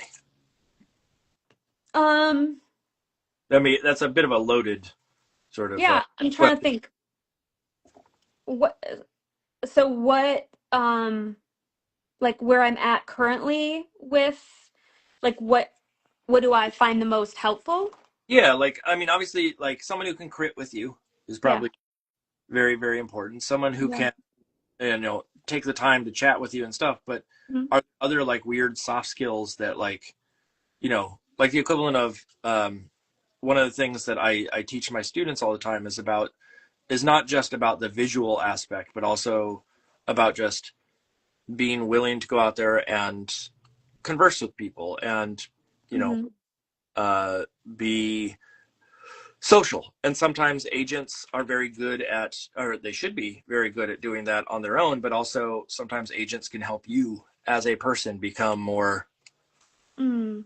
outgoing. And I'm wondering, like, are there things like that? And maybe there aren't. Maybe I'm Oh. asking that. Maybe it's a dud of a question, but just that idea of um, are there things that when you got an agent, you're like, oh, this is so much better because of.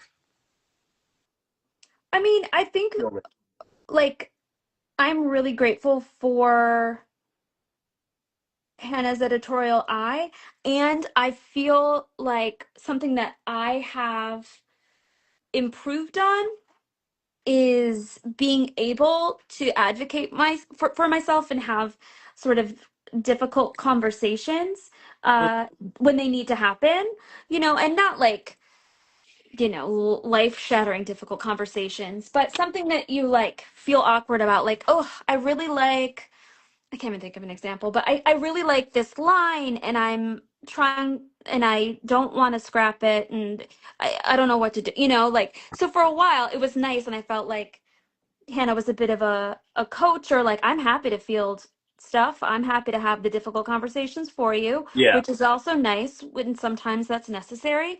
But also in like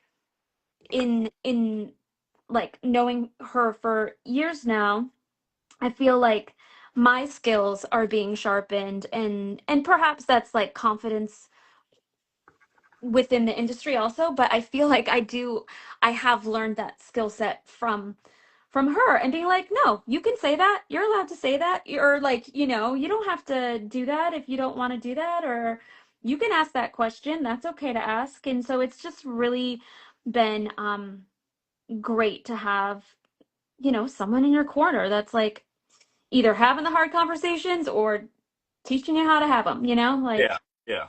Like and knowing that those things happen, like it's totally normal. the thing that I take away from an experience with my agent that sounds similar in that same way is um, not just advocating for myself, but knowing that um, I have a lot of say, more say than what I thought I had in the Yeah, questions, to the point wherein um, I was risking health. I was yeah, risking happiness, uh, yeah, life, because I thought a deadline was more important. yeah, Having an agent sit back and go like, no, you don't have to, like, why are you burning the candle yeah, at ends or yeah, struggling because of some silly notion or some yeah, expectation on yourself. yeah, So that's one of those ones where it's like having that agent there to back you, I think is so important.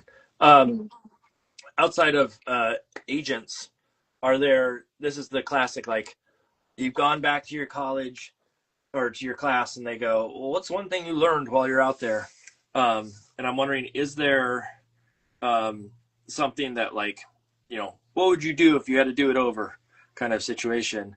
Are there things that you look at now and you go like, oh man, if I started from square one again, this is the first thing that I would do without question?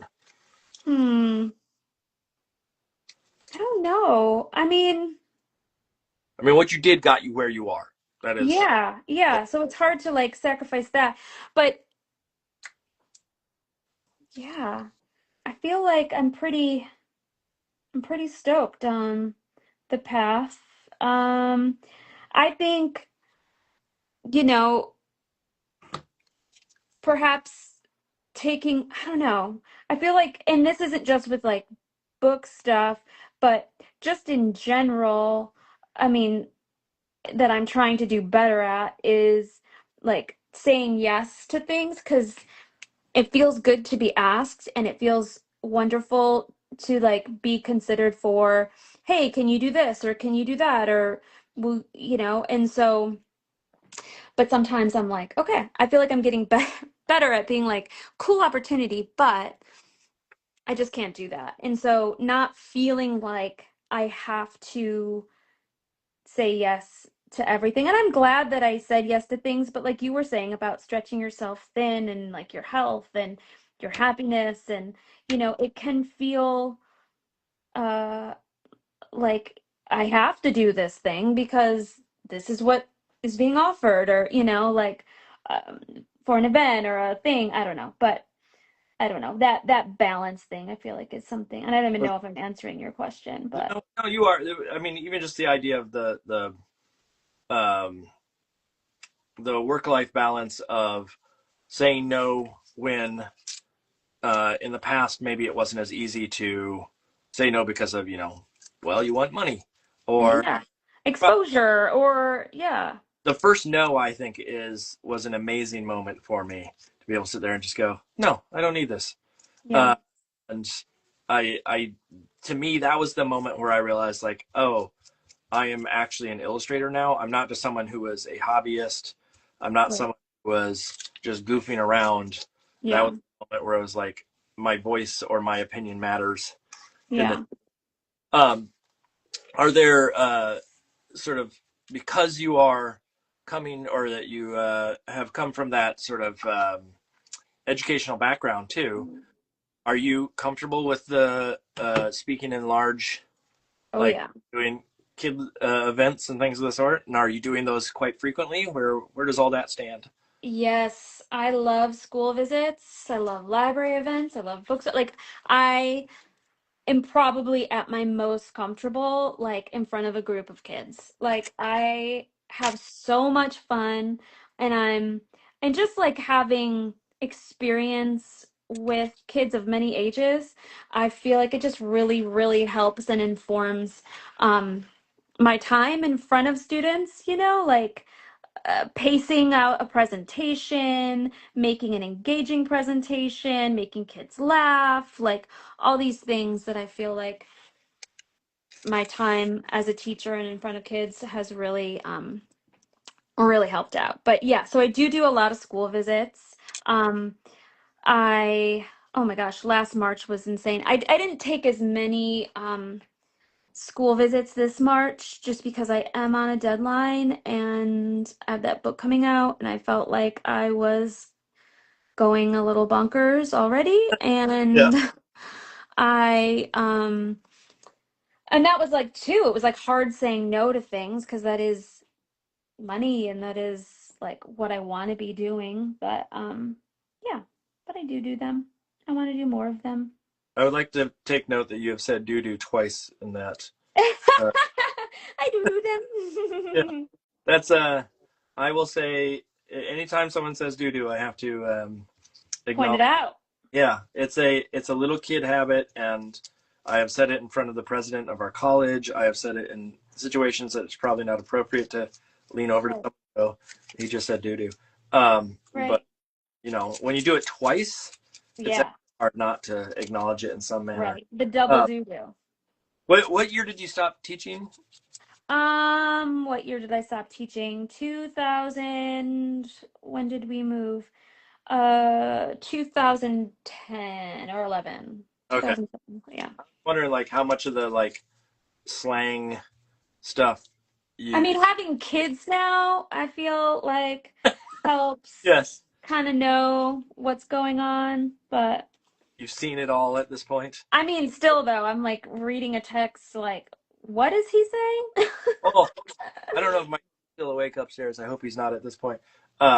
But yeah, there's when we gave him not a cell phone, but we gave him an MP3 player that he can use Google Text on. Yeah. He will ask me to come pick him up from the library, and there are times where like there's no either there's no grace in what he says. It's always pick me up now. Like Right. there's can you come pick me up now? There's no ask in a lot of it. Right. Sometimes Right. weird abbreviations that don't make sense, and I don't know whether it's he's just running out of time, and Yeah. or he's like someone's asking him a question in the background and he can't fully type out whatever it is, or if it's just he doesn't care about following through on the words that he's writing, but he Isn't does that funny? not do the skibbity. Oh yeah. uh, Toilet thing. I mean, you said you have a kid in sixth grade and Fifth, seventh, and 11th. fifth, seventh, and 11th. Man, so you have one in each like school. Oh my gosh, we are in many different directions Wait, right no, now. 11th, fifth, yeah, fifth, seventh, 11th. Yeah, Yeah, we have elementary, high school, and middle school this year. yeah, you have many. That's not even like uh, you can go to one event that covers all of them. You have to go to Yeah. too many events at this point to manage them all. Yeah, it's a lot. Yeah, it's at this point. I mean, I only have one, and I feel like a chauffeur. At Right. I can imagine three. It's even more detrimental. It's a Uh, lot. And it was funny when you were talking about the text thing too. The other day, Mabel, she's my seventh grader, she was like, I don't know, her phone was on the counter and someone texted her and I picked it up and I was like, oh, they said, this or whatever. And she's like, just say, it was my dad, blah, blah, blah. So I text exactly what she says. And then she picks it up and she's like, Mom, that's so aggressive. And I was like, what are you talking about? And she said, it was my dad, period. Like, that's aggressive. Just say it was my dad, comma. Like, Mama, the period was like too aggressive. And I was just like, she's like, it sounded rude. I was like, oh but my God, that is a so comma funny. doesn't make any sense. A comma doesn't make sense, but in text world, she was like, you use a comma. You don't use a period. That is aggressive and angry. I was like, I mean, oh, I've been told by my wife sometimes I just type a period at the end of a sentence. She goes, "Well, you probably should put an exclamation point because period can sound serious or right. like um, not necessarily aggressive, but it has too many interpretations. Whereas an Yeah, exclamation point is open, but a comma doesn't make any sense. You're like, well, can I put a semicolon or a umlaut on the? right. I know. I was Doesn't just like, okay, text them yourself. Sorry. yeah, that, that's a I mean, tough. she was like laughing. She wasn't like legit angry at me, but we She were. she was punching you in the background and Yeah, she was like, you're the wait, worst. you have all girls? Yeah. Is that's probably even more to handle at that point, There are a lot of emotions in our house, for sure. Um, including your husband? yes, including our husband, my husband. I say our husband. I don't know Yeah. why I said that. It's just me and him in this marriage. But yeah, it's a lot of fun. It is. I mean, it's like I have a friend with like, 3 boys, and it's just I'm like, whoa, that is intense and that is different. And like it's just yeah. It's chaos. The only thing that when I had a boy, I thought I was gonna have a girl. Hmm. Well, not I thought my wife was gonna. There you go. Yeah, I didn't. That's I got to give credit where credit is due. Um, but when I had a boy, someone pointed out to me that as this is awful to say this on here probably, but that when you have a boy, you only have to worry about one of them, one thing. Oh Uh, yeah. and if you have girls, you have to worry about all of them. Uh, Right. oh, that's true. That's true. And that, ever since then, like when someone has a girl, I'm like, oh, I feel bad for like the pressure of that situation of like, especially Right. being like some kid coming over to the house, being like, oh, can I take your daughter out to the movie? Right. Right. Yeah, It's yeah, real. such a time. It's real. Especially like well, your 11th grader. I mean, that's like prom time too. That's like I don't know if they're the prom type, but that's like you're going to serious dances at that point. Right. Yeah, prom soon. She's not going this year. Her and her friends are doing something else. So Who went that's to prom? cool. Did you Yeah. you go to prom? I did. Yeah. Did you have I was, hair? did I what? Did you have big hair at the time? Oh, I thought you said did you have hair? I was like, I did. I did have Yeah. hair. Yeah, it was very like, I graduated in 2000 and it was very late 90s of like just these big sort of updos. Were you wait? When you were like when you were going through middle school? This is maybe this is a Minnesota thing. Maybe this is a Midwest thing. Maybe this is a decade thing. But did people spike their bangs? Or you Spike their bangs. not spike it, but like fluff up their bangs so they stick to up Oh, or upright? at some point, not in high school. I remember like my babysitter was like, but I mean, I feel like there were a point where we were like curling our bangs. I don't know. Yeah, like curling them back. Or you mean curling them forward? I don't know what you're talking about. Curling them back. What is that? Like here, I'm gonna draw a picture on. So if someone had like, here's your face I here. gotta move. Uh, Okay. they would when I was growing up, like if a girl had Yeah. long Okay. hair, they would fluff their bangs up Oh, no, like we that. weren't doing that. Okay. No. Ours were like, I'm gonna use my paintbrush here. Ours, so if we had a girl or anyone with bangs, here's the hair. So it was like this like, Oh, okay. like this, and then that.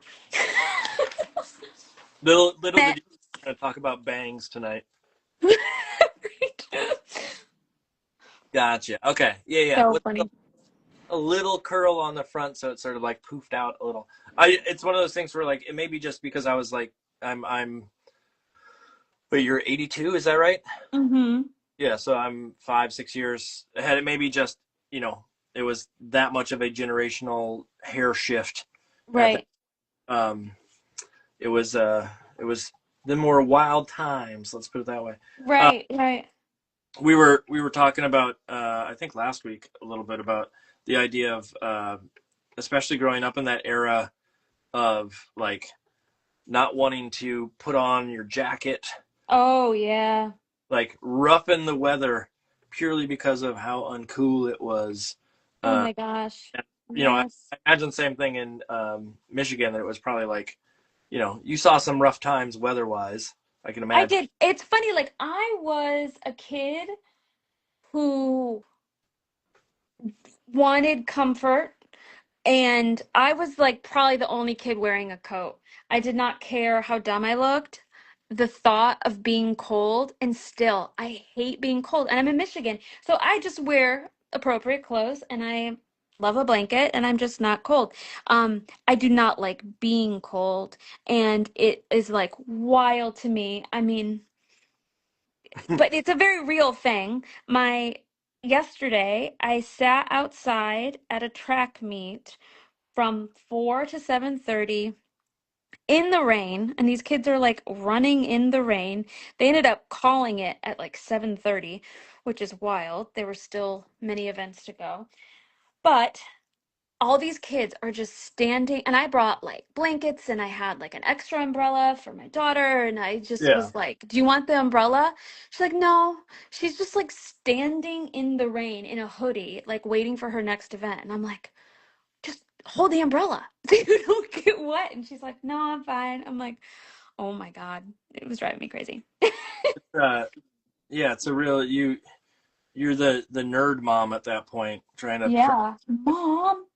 yeah. And I think there were some kids who were, using umbrellas. I was like, "They're using them." She's like, "No, I don't want That's it." because yeah, that's because Bobby's over there looking this way, or that's because So, right. whoever over there like.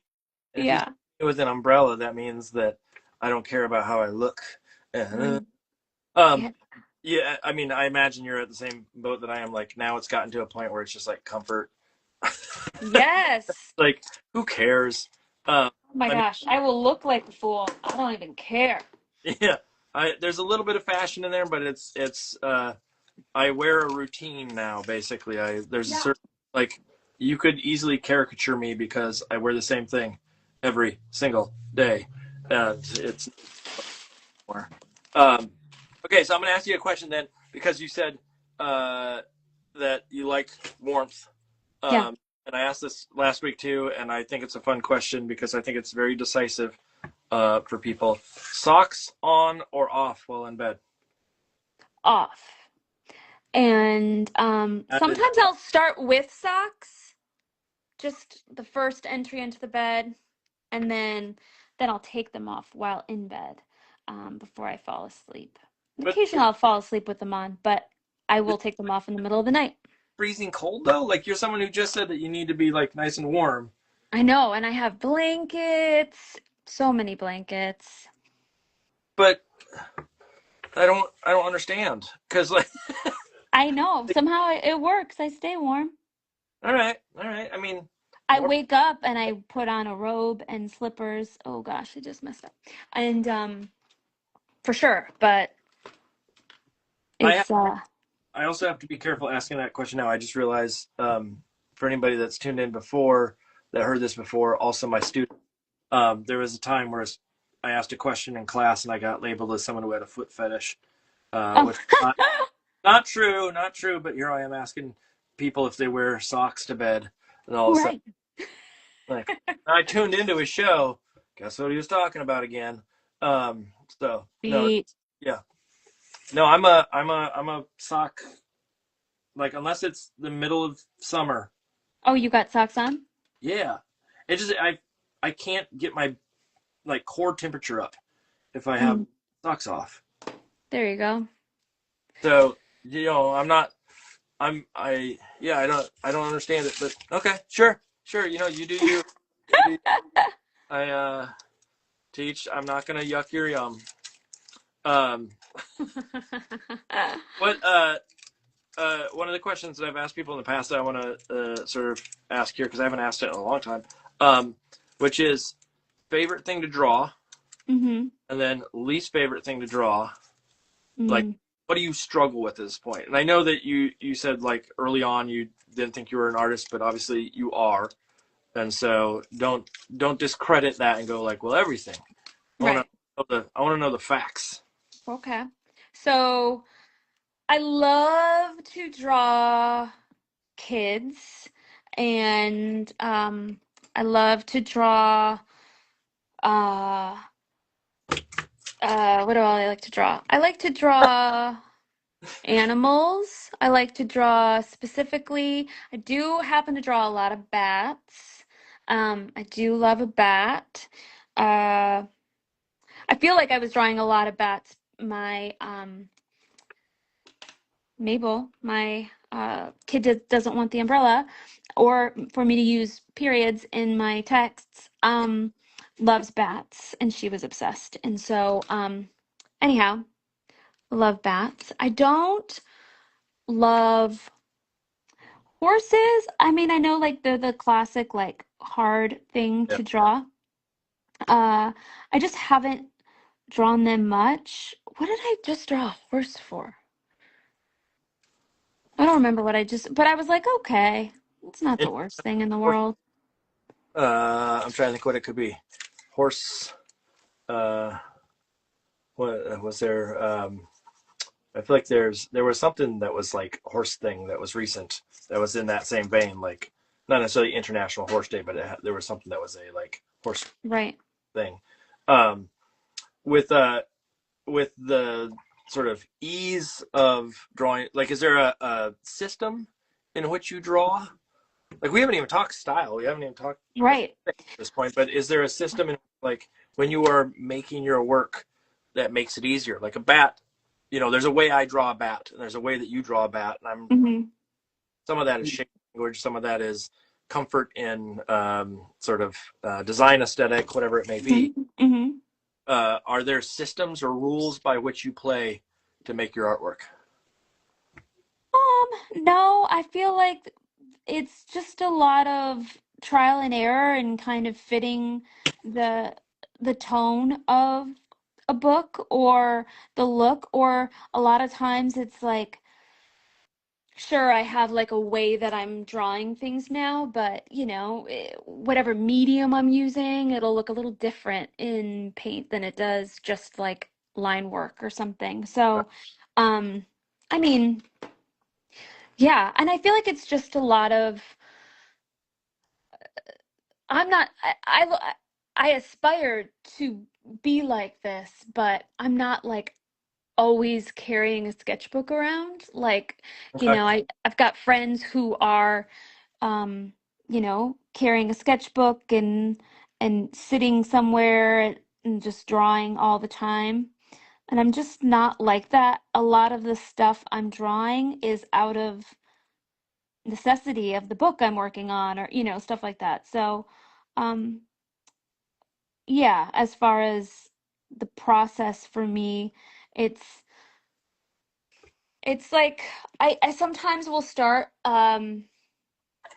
digitally just for like um roughing out like composition, and as I'm like figuring out a book, I made this like template for myself, that has um just like a thumbnails sort of template set up, and Yeah. then I'll just kind of like rough out composition that way, and then I'll move to tracing paper, and I'll just do things over and over and over and over on tracing paper. So that's a lot of the process stuff happens in that regard for me. Because if I do like something, I can replicate it kind of easy using the tracing paper or that sort of thing. You don't have Um, to go back to square one. yeah, yeah, which is helpful. It's funny, like I just am like figuring ways out that sort of work for me, but I'm always assuming it's like the quote unquote like wrong way to do things. Hmm. Just because I'm assuming like, I don't know, there's probably like Yeah. a real way to do this that people are teaching somewhere, and I didn't take that class, so I'm doing this. Or like mixing different mediums and stuff. Like, I don't know. It works for me. Like, I don't know if you're technically supposed to mix like acrylic gouache and oil pastels and whatnot, but I don't know. It's making the thing I want, so It's hard. It's hard to do oil pastels under gouache. Uh, true. I don't do that. It's more yeah. of a textured top for me. Yep. Yep. That's a. It's a last minute thing. Like I do colored pencil on top of mine, Yeah. and if I did colored pencil first, a lot of the paint won't stick in the same way because of that Yeah. um, aspect. But yeah, no, there's no wrong right way. This Yeah. is you're asking the question about like what they're or you said the thing about like what they're teaching. I think that the idea is you do what comes natural to you, and that will make it shine, no matter Yeah. whether right or wrong or different Right. it may be. Yeah.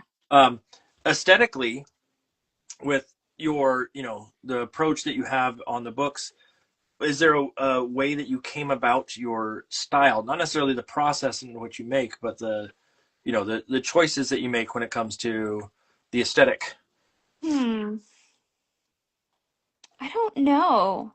I mean, I'm sure that the books that I adored as a kid and adored reading with my kids all kind of seep their way into it, and like the stuff I'm drawn to, perhaps. Looks like Frog and Toad of some sort. They all have Right, right. on. Everybody's got elbow patches. What's up with that? Uh, Right. Why does everyone look like a frog? yeah, She loves it. Yeah, I don't know. I should have a better answer for you. it's okay. That's a lovely answer. There's no right or wrong, Emmy. You're good. You're good. It's more poke and prod to see, like, especially for those that are trying to discover their aesthetic or discover sort of uh, who they are as an artist. A lot of times, Right, this reliance on sort of like I must follow a script or I must follow, right. only look at my heroes and they're doing it right and I'm doing it wrong if I don't do what they're doing. And I think that's a bad way to operate for the most part. Right. And I feel like it gets really hard. Like I've had just like mentally like hard times looking at those people that I love. And like that's why social media, I kind of, I mean, I post things about books and whatnot, and sometimes I'm like, man, I really should like post more process stuff, or, but it's like, it's hard because you just see people posting, and it's really hard, especially, I mean, me sharing, like, I mean, I'm not as insecure that I was when I was starting, but there's always a part of me that's like, oh man, am I doing, and, seeing other people's stuff, it was really hard for me not to compare and not to be like, oh my gosh, that is cool. Why can't I do it like that? But, having more confidence in the way that I'm doing things, I think not spending so much time seeing what people are doing now and really just like filling my cup with seeing different types of art and going to galleries and seeing what people, I don't know, music and albums and movies. I feel like all these things can also inform the sort of aesthetic that I'm kind of subconsciously aiming for, perhaps. I mean, just that the idea of, and I think this is for anybody that's wondering about style or voice or whatever you want to call it. The thing that you said that was hugely important there for me was the idea that you're not looking at Mhm. other stuff. And I think like it's okay to look at people's artwork, but Yeah. to study it to a point wherein you are comparing yourself Yes. It's every day. not healthy. Yeah, exactly. It's not healthy. It's not a good habit for you. And I think that if you can step back and say, okay, I'm going to make work that is me, irregardless of what other people are doing, more than Yeah. likely you're going to make something that's lovely, Yeah. something that stands And out. when you think about it, it's like if you are looking at this person that you love their work, you love their books, you love whatever they're posting on Instagram, and you're trying then to like emulate that, you're never going to do what they're doing. And, the result is the end result is never a good result for you. There was there was a time where I was on a jury for Society of Illustrators um, a while back. One of the things that surprised me that I thought, and it's something that I absolutely agree with, was there was an artist, and I won't name the artists involved. Hmm. Respect, lovely artwork. There was nothing wrong with the artwork, but Hmm. everybody that was on the jury immediately said, "Oh, that looks like so and so's work." Yeah, that's And tough. Yeah. it was something that effectively did not get the same shake as uh, other artwork that was there. And I think, in some sense, in a good way and in a bad way, looking back at it, purely because of how much of a replication of someone's work it was. Yeah, And it's that's not, tough. yeah, it's hard because it's like you want to give the person credit for doing what they did, but at the same time, I also know that if you don't acknowledge it or you just let it slide through, everybody else is going to think the same thing afterwards and go, Yeah. oh well, they just did what so and so did, 5 years. Yeah. And so it is something though that like I bring it up as a point of you have to be you and not someone else. um, Right. that's probably the hardest part, is like being able to let go of all of that and actually be you. And um, everything feels like a hard catch 22. It's like, hey, study the books that are being published, like especially yeah, telling like new people like getting into the field. It's like, yes, study the books that are being published now. Understand what the market looks like. Understand, books that are doing well and throw it all. so it's like look really hard at everything, but don't look hard at everything. Yeah. uh, look with with out of the corner of your eye, not necessarily straight on at it. Yeah, uh, look, don't study. I don't know. I'm like, don't stare. That's yeah, right. Yeah, there's some cool, clever way to phrase that.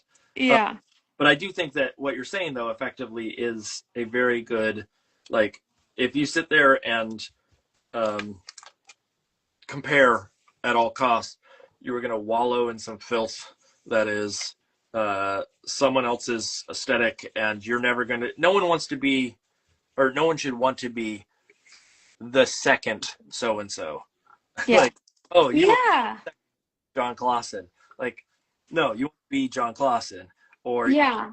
be the first of whatever that new aesthetic is that you bring to the table. Um, Right. have you, with the kids that you mentored at the I can't remember the name of it. The Writing Center, Read and Write Kalamazoo. Yes, thank you. Yeah, yeah. Um, have any of them gone on to do any kidlit things? Not kid lit per se that I know of. I know like because yeah, I feel like that the oldest class is in like their senior year. I know there are a couple like artists and a couple writers. I feel like they're going into more like journalism, the folks that I know that are doing writing or that, are kind of pursuing a career in writing. Um but yeah, no kid lit kids yet. The wild thing, like former people in my life was uh, my former students in San Francisco um, sending me pictures of like now like they're having babies and whatnot and like having my books in their nursery and it's like I knew you'd make books someday and we have all your books and it's like oh my gosh you Yeah, want to see me cry. mm, I a sh- little challenging when it gets to that age. Like I'm at the age where now where, yeah, my first few students have all like married off, have yeah. kids, etc. Yeah. On top of that, I'm now at the point where I'm older than a lot of the students that I have's parents. Oh, right. Yeah, yeah. Ooh, this is weird. And like eventually Yeah. my kid is going to be the age of those students. Right. I'm teaching my kid in one way or another, and like there's weird challenges when it comes to age like that. That Yeah. I'm not afraid to get old of any sort, but that's awkward. Let's put it that way. Yes. Awkward. Um, with uh, the I imagine I don't know why I'm bringing this up. I probably shouldn't even bring this up, but just the idea of like having kids that are all in the ages that you have them at. There's like all sorts of emotional growth and things of the sort. But do you feel like now that your kids are getting to that stage, like fifth grade, you said fifth grade, seventh grade, and 11th, fifth Yeah. grade, they're like, at least my son was at a point where like all of a sudden he took on a lot more like maturity as Hmm. it was less sort of like sitting on the carpet in school and more I Yeah. want I want to go out on my own and do things. Oh, uh, yeah. and I'm wondering like do you with the your experience at that age, like is it hitting in a different way, like especially like being in kidlit, growing up with them, they've all probably read your books in some capacity or another, and Hmm. now they shift out of it and they're like, I don't want to read those books anymore. uh Right. like is it hitting different in some way? Their relationship with reading? Their relationship with reading, they're sort of like the this is the I don't want to get sappy here for a minute, but like the kids are growing up moment, Oh, yeah. sort It of like. is it is really weird. I mean, I feel like I'm having a lot of that with our youngest being a fifth grader, and it's like our last year of elementary school. Yeah.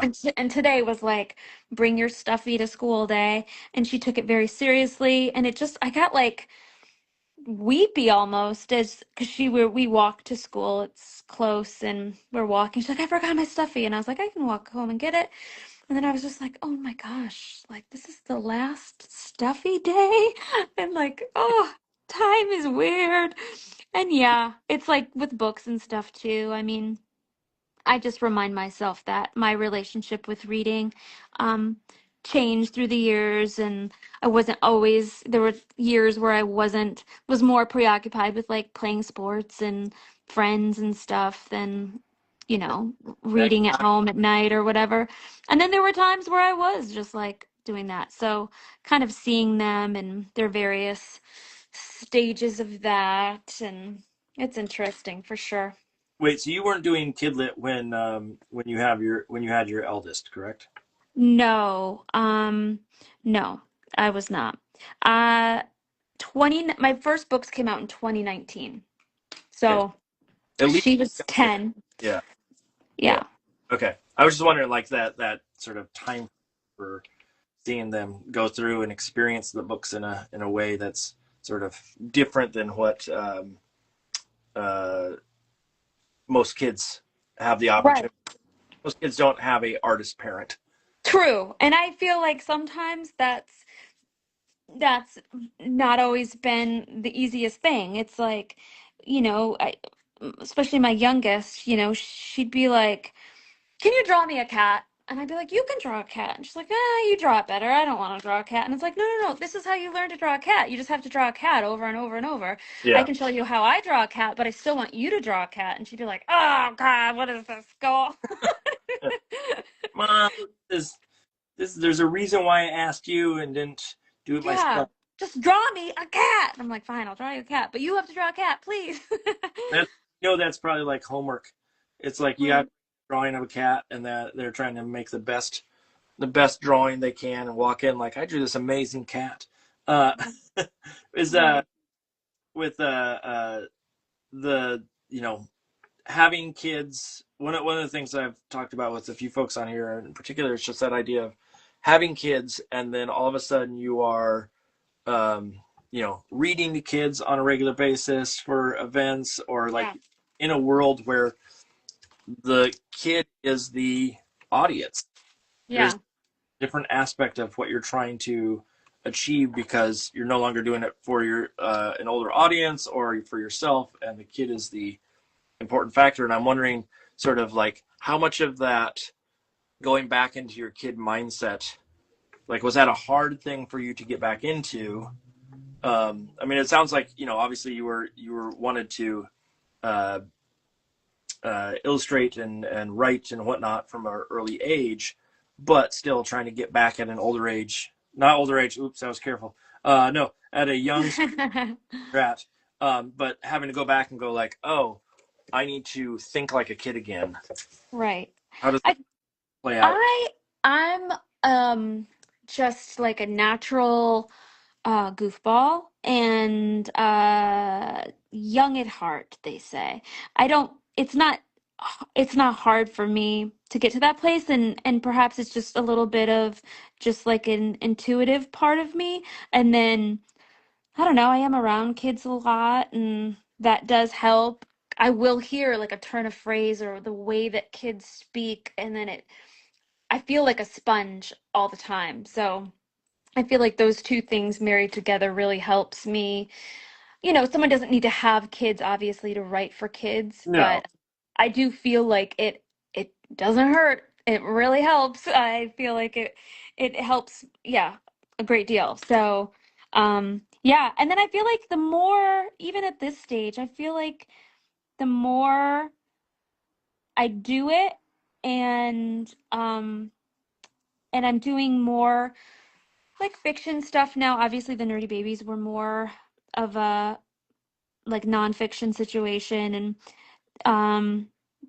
they did that job, but now really doing a lot more. And there were some sort of ones that were like the Tortoise book and While You're Asleep. Those are very different books and have different sort of pattern and rhythm to them, which probably my favorite part of figuring out a story is that rhythm or pattern or something that I'm working with. But yeah, I feel like the more I'm doing it, especially writing more fiction, the easier it's getting. I just had this one story, this manuscript I'm working on, and I just got a note from someone who was like, just try. What if you wrote this in first person? And so it's in this like young girl's voice, and it was so much fun. It like unlocked the story for me, and just finding this little girl's voice and the way she talks about things, I'm like, oh my gosh, this I feel like just unlocked it. So The with you saying that you were uh, a kid, like, or kid at heart kind of thing, makes yeah. me question how you didn't pick up on the saying doo-doo in the same. Apparently, you're not as fresh on those skills as someone, but Right, right, right. with the idea of sort of living in this world that we live in, um, of kidlit and silliness, basically, like, Mhm. this is one of those jobs where, as much as I would say we have it tough, at the same time, like, Mhm. I could sit here and paint bears for the evening, and I get to Right. out the dumbest things on a regular basis.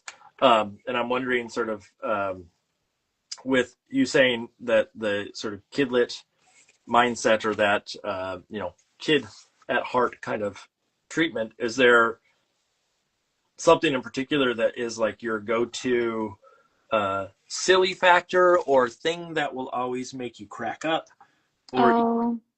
even going into like, what's the funniest thing to you, like what's the most humorous thing in your life that will always get you? Oh, what is the most humorous thing in life? Uh, Man, so much. It's really hard. I feel like I love, I was gonna say I love cleverness. I love, uh, I do. I'm just trying to think of an example. Like, what do I think is super funny? I'm thinking of people in my head that make me laugh a lot. Shows that make me laugh a lot, but What shows?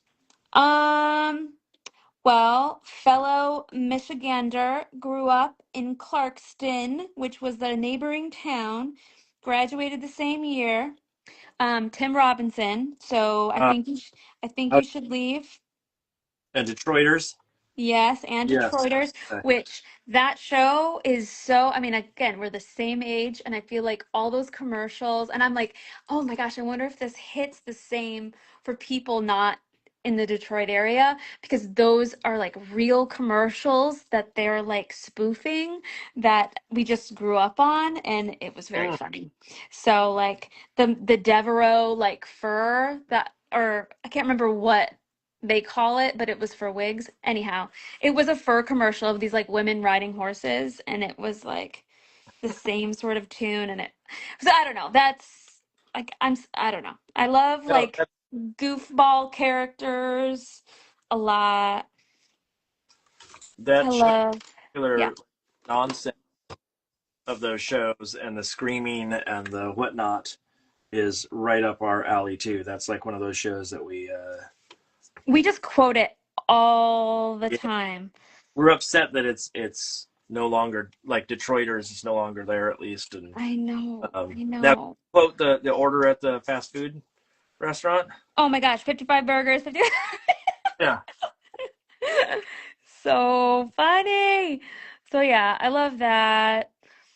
Oftentimes when I'm working, I will like watch a show I've already seen, like when I'm doing like final art, yeah. and so I just watched the whole series of Schitt's Creek, Mm. and just so clever, so funny.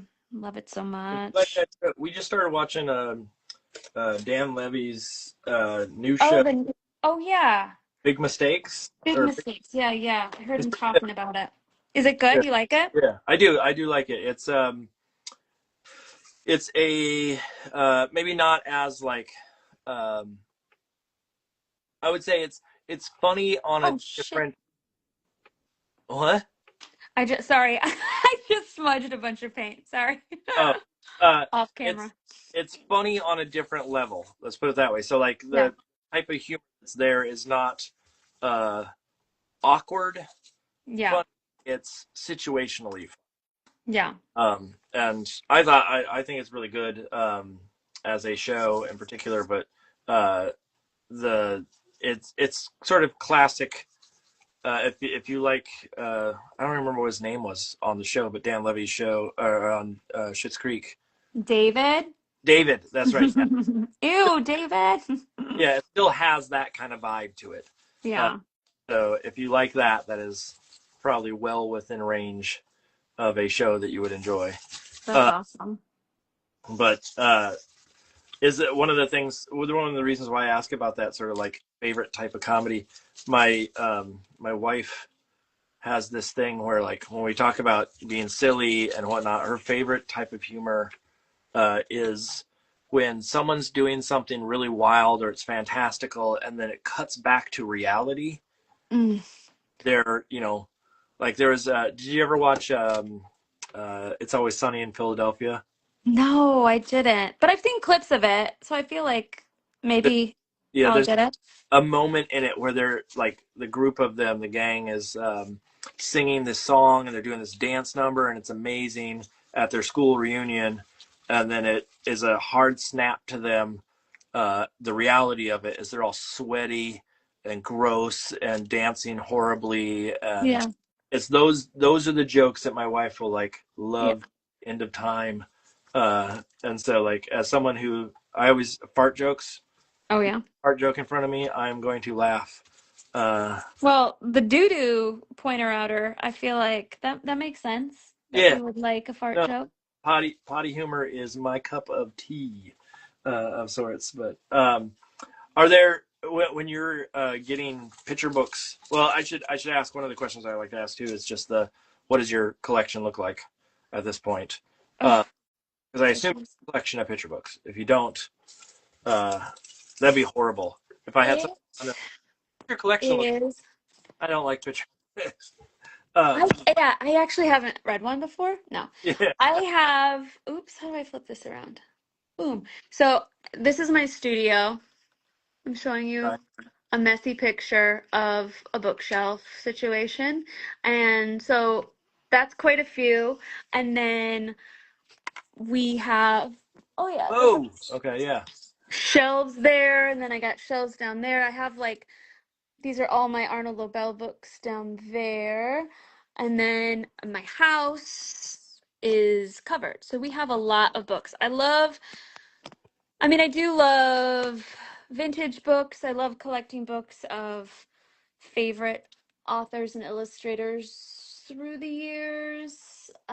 Mark Simone's one of my favorites. I have a lot of his stuff, Lobel stuff, Sendak and Marshall, like all the Ruth Krauss.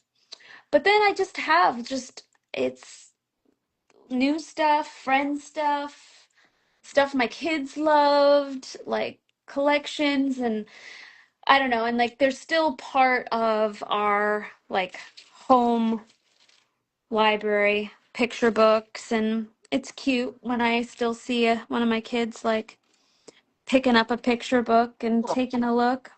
I'm into that. There's a, I don't know what I just said and it made me think.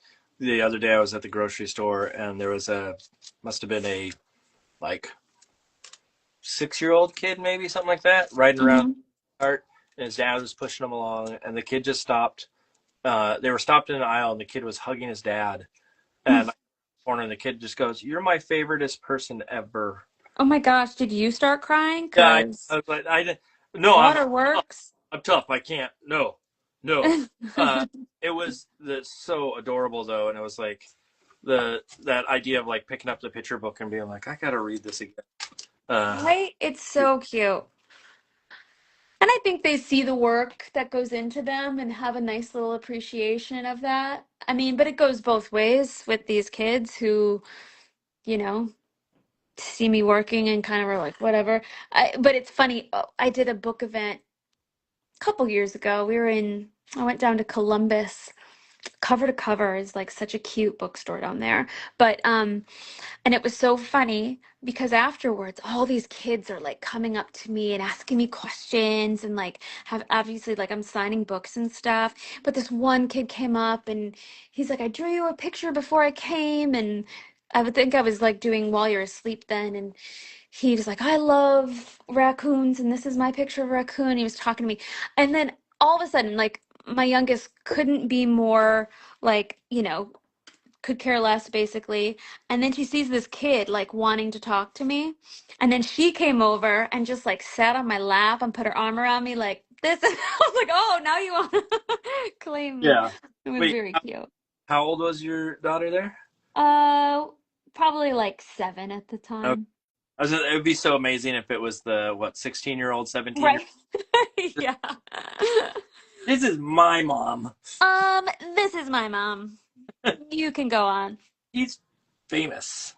Um, with thinking about those like book events, have you had any like crazy experiences with those? I've heard so many stories from people like various odds and ends, but I'm wondering like in your case, have they been smooth sailing, or have you had any?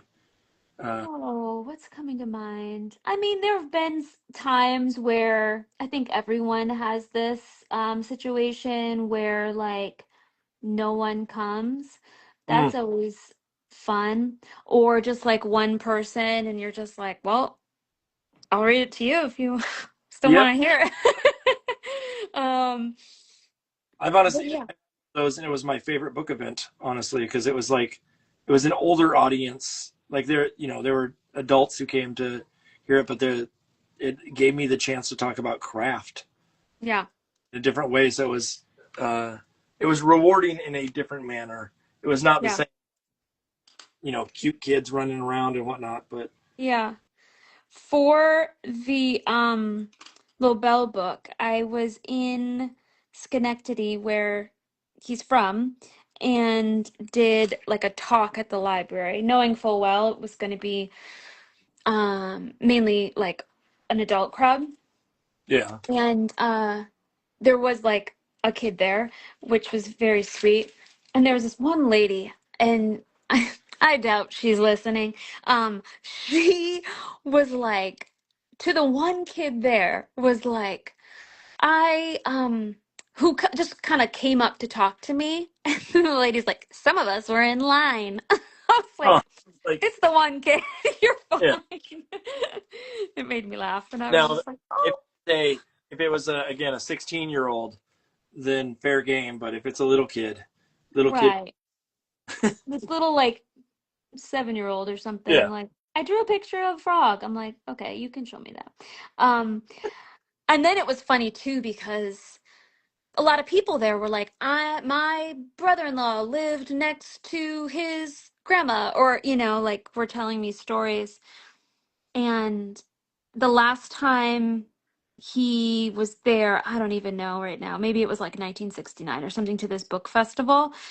And I was like, oh yeah, I read about that. And he gave this speech, and we're all like talking and stuff.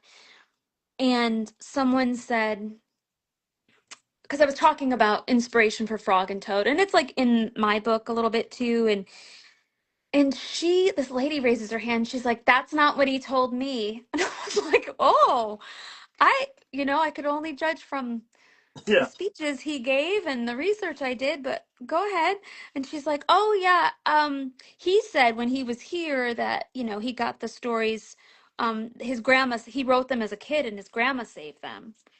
And I'm thinking, like, in all my research, and boy, did I research. I was yeah, like, that didn't happen. But I was like in front of this crowd, like, oh, interesting. yeah. That's not what I found, but okay. Unbelievable, lady. Yeah. Where's your research? Prove it. Right. Yeah. Back it up with footnotes. Let's see it. Yeah, she's like, that's not what he said. I'm like, okay, well. Oh, so you met him and you know him and you're best friends now? You You know. you remember what someone told you in 1969? Yeah. Um, with with especially with that book in particular, was that obviously it's an older audience, etc., but that's a different approach to writing. Mm-hmm. Hey, here's a little monkey that needs to swing on a tree, and silly, silly, silly. Uh, Yeah.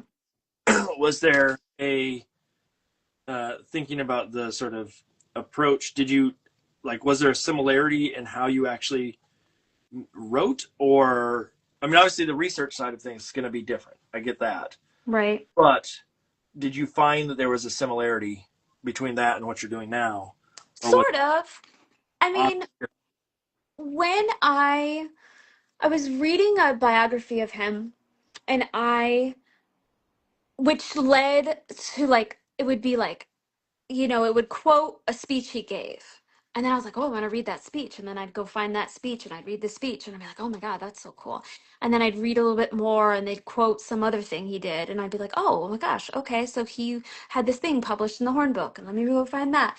So I just kind of like fell into some research, and then I was like, oh, they're talking about this book of his that I've never read. Oh my gosh, I want to find this book. And I'm like finding a, copy on thrift books, like, oh wow, this is really cool. Or, you know, so it just kind of like was happening. yeah, And then I texted my agent and I was like, I don't if I try to make a book about Arnold Lobel, don't let me. I don't want to make a book about Arnold Lobel, but these themes of like being an outsider and what's on the inside, like all these things were happening. And for me, like finding the rhythm of a story and the pace of it is very exciting. And it's kind of like a through line, even though they're all very different. But that's kind of like the heart of what I'm trying to tackle, I guess, in storytelling, is that pace and that rhythm, and thinking of like, oftentimes picture books are read aloud, and that rhythm is important or whatever. So anyhow, this sort of rhythm started to kind of happen, and I was just like, oh no, I feel like I'm writing a book about him. And so I was at my daughter's tennis. She played tennis at like the Y, and it was like October, and October in Michigan's kind of chilly. yeah, Midwest, it's kind of chilly. And And so I'm sitting inside and I'm like reading a book in the bleachers, and it's that book. And I read this chapter about Frog and Toad, and then I shut the book. And I kind of like did that thing where you like lean back, and I just like closed my eyes, and I was like, "Oh my God." I didn't say this out loud, but I was like, "Arnold Bell, am I writing a book about you?" You know, that sort of thing. And in that moment, and I didn't know any other parents or whatever there, and in that moment, a woman hit my leg in front of me and she says, "Frog." And I was like, "What?" And then I was like, "Did I say that out loud? Like, what just happened?" And I just looked at her. I was like, "Excuse me?" And she's like, "Frog." And then she pointed, and this frog is hopping toward me and just stops at my feet. And I screamed. I was like, I literally just asked Arnold LaBelle if I'm writing a book about him. And in that moment, a frog showed up on a tennis court and I screamed and I was laughing like hysterically, like, "Oh my God, there's a frog." And then I get up and I got like a cone from the tennis court and I'm like trying to pick up the frog and catch the frog. And then I do. And then I'm like looking at the other parents, like, "There's a frog." And they're all like, Hmm. "What's wrong Great. with her?" Yeah. Cool. And I was like, "Oh my God." And then I like ran through the Y, like telling everyone I was passing, like, "There's a frog in here." 'Cause I knew I looked wild. Yeah. And then I like went outside and I like let it off in the woods. I'm like, "I don't know where you should go," but it like hopped on my hand and I was like, "Oh my gosh, I feel like I need to actually make this book." And that's been floating in my head. And so I tackled the first draft and showed it to my agent. And she was like, "I think you're making a book. This is something." And so, yeah. And then we did it. Um, with with that, did you look around to make sure there wasn't a toad anywhere in the I front? know, right? Did I leave Toad? Oh, I haven't ever actually thought about that. What if I left Toad at the tennis court? Yeah, you Oh got my gosh. What have I done? all your faults for All leaving. my fault. All my fault. With We, no, that's a fun like um whether you believe in fate or not. I don't know what I believe about anything. All I know is that I asked and I received That a frog. yeah. So, Yep. No, that's cool. I like it. I like I mean the the what do I want to say the chances the chance yeah. of that actually happening on a regular basis is so slim that Yeah. that's pretty cool that it happened in that moment alone. I don't think I've Mhm. ever had that call to what do I want to say, like call to arms. Essentially, is what you had. This moment Yeah. where the world reached out and said, "Hey, do this or else." Um, Right. There were many like serendipitous things as I was making the book. I got the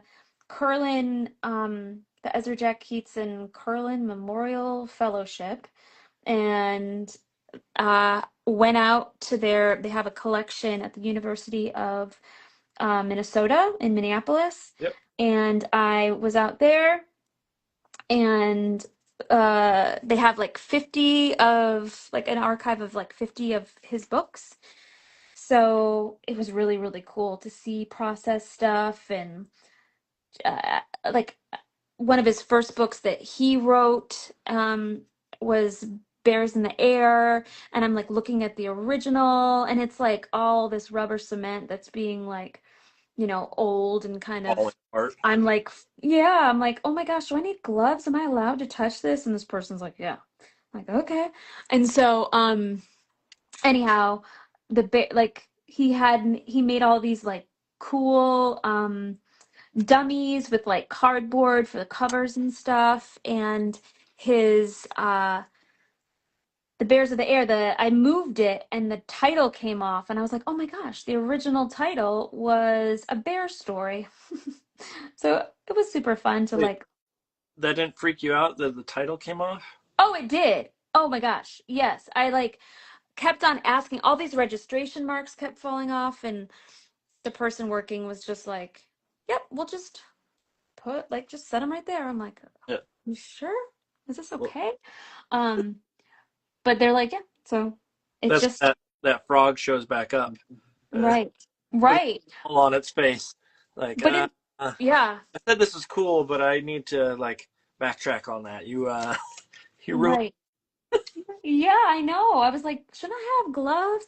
No, but the while I was there, I'm like taking all these notes and there were moments and so much of it was like just sort of smooth as far as process goes, like making I don't know.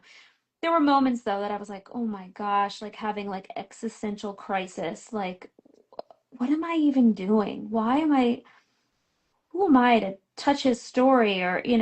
And then I'm just walked outside to get a breath of fresh air and I'm just like texting my husband like I am wildly overwhelmed and then he said something like what's something about the heart of what you're doing, like you're doing the right thing and the heart of what he was doing. And I was like, yeah, and I see that. And I don't know how, but we were talking about how much he loved the absurd. And then I was sitting down and I get off the phone and because I was telling him about one of the books I was reading that I hadn't seen before. And I was like, I just love that he loved the absurd. And I get off the phone and I look up and I'm sitting under this tree that's filled with like shoes. And I had just and the book that I was telling him about was this book that the tree, I think it was a tree filled with like fish or something weird. And I was like, he just loved the absurd. And I stand up and I'm like sitting under a tree that's filled with shoes. And I was just like, life is weird. Like that's funny. I don't know. With with doing a book like that, did you get asked of any sort after the fact of like, you're an expert on this? Can you, come speak about it? No, but I would love to because I am a complete nerd for all things Arnold Lobel. 'Cause- There was, I forget who the artist was that's on Instagram that was going through and doing all a sort of a look at all of Richard Scarry's work. Oh Doing yeah. sort of not necessarily. I don't know if they're writing a book. I don't know what the Was final. it K-Fi? K-Fi Steel? Maybe, maybe Yeah. I love K-Fi stuff. That's a person that everyone should know. that's a person. Like, that's a person. Um, No, it was one of those ones where I was like, oh, that's really nice and lovely that someone's taking the time to go through that. I mean, here in Boston, we have, I don't know if he's as widely known. Mm-hmm. I mean, there's a lot of kidlit folks in the Boston, Massachusetts area for sure. But Mm-hmm. uh, Maine had Robert McCloskey, who did Mm-hmm. Ducklings and Blueberries for Sal, Mm-hmm. Mm-hmm. and all those, and they had a retrospective of his work at the art museum, the Museum of Fine Arts in Boston. And I remember going and seeing, it was similar to what you're saying with the like rubber cement. Like you see all these color corrections that were done on the piece, and Yes, notes from editors. yeah, So cool. my favorite thing was not the actual artwork, but was all the stuff on the side that was, Yes. yeah, tangential to the actual the piece that was made. Um, one of the shoot, what was I gonna say? One of Oh, it was I think, do you know who Ed Emberley is? Oh, of course, yeah. Yeah, Taught me how to draw. I loved his books. I just found out that he like lived in the town that my college is in. Oh, Talked about. I just not in the town in the same, like, I'm sure that he didn't live there his whole life, right. but sort of fascinated me that I didn't even know the Yeah. connection to the town. So um, with the the work that you were doing on that, is there uh, after the fact, have you found out, like in a kidlit book, oftentimes you're just doing, especially just a narrative, like a fictional narrative. Mm-hmm. In the end, the book is done and you walk away. Mm-hmm. But I'm wondering, in the case of something like that, have you had any follow up of like, oh, we found out this new information or anything of the sort? Like, has there been any post publication updates essentially that have come in? Not with that one, no. Um, there haven't been any updates. It's funny, the Nerdy Baby Space book, that's the first book I had ever done, and we was about to go to print, and they discovered a bunch of moons, like more moons around Jupiter, and so I had to go in and because there's a Oh, spread that says like Jupiter has 79 moons, but at the time there was only like 50 something. I don't know, something like that. And I was like, "Oh, can we add some more moons?" And they're like, "Yes." It oh, was, so it was your choice to add them, not even theirs. I mean, I don't think they had their thumb on the pulse of the moons of Jupiter, I Yeah, guess. And I was just like, "Hey, I just read this article." And they were like, "Oh, yep, they let's weren't put that." reading Jupiter Moon Monthly. No, yeah, I was. Yeah. No, yeah, but with the little bell stuff, yeah, I haven't found anything that was like revelatory as far as information goes. But yeah, it was fun. Like, there's so many. I made a zine about the making of the book, basically, and like just all the little Easter eggs. So every single page in the illustrations and even in the text, there are just so many references. It was so much fun. I love putting Easter eggs in books, like in the so yeah, it was so I made a little guide to all the Easter eggs, but I always put Easter eggs in books. What Do you do what that? what kind of Easter eggs are we talking? Um, well, let's see here.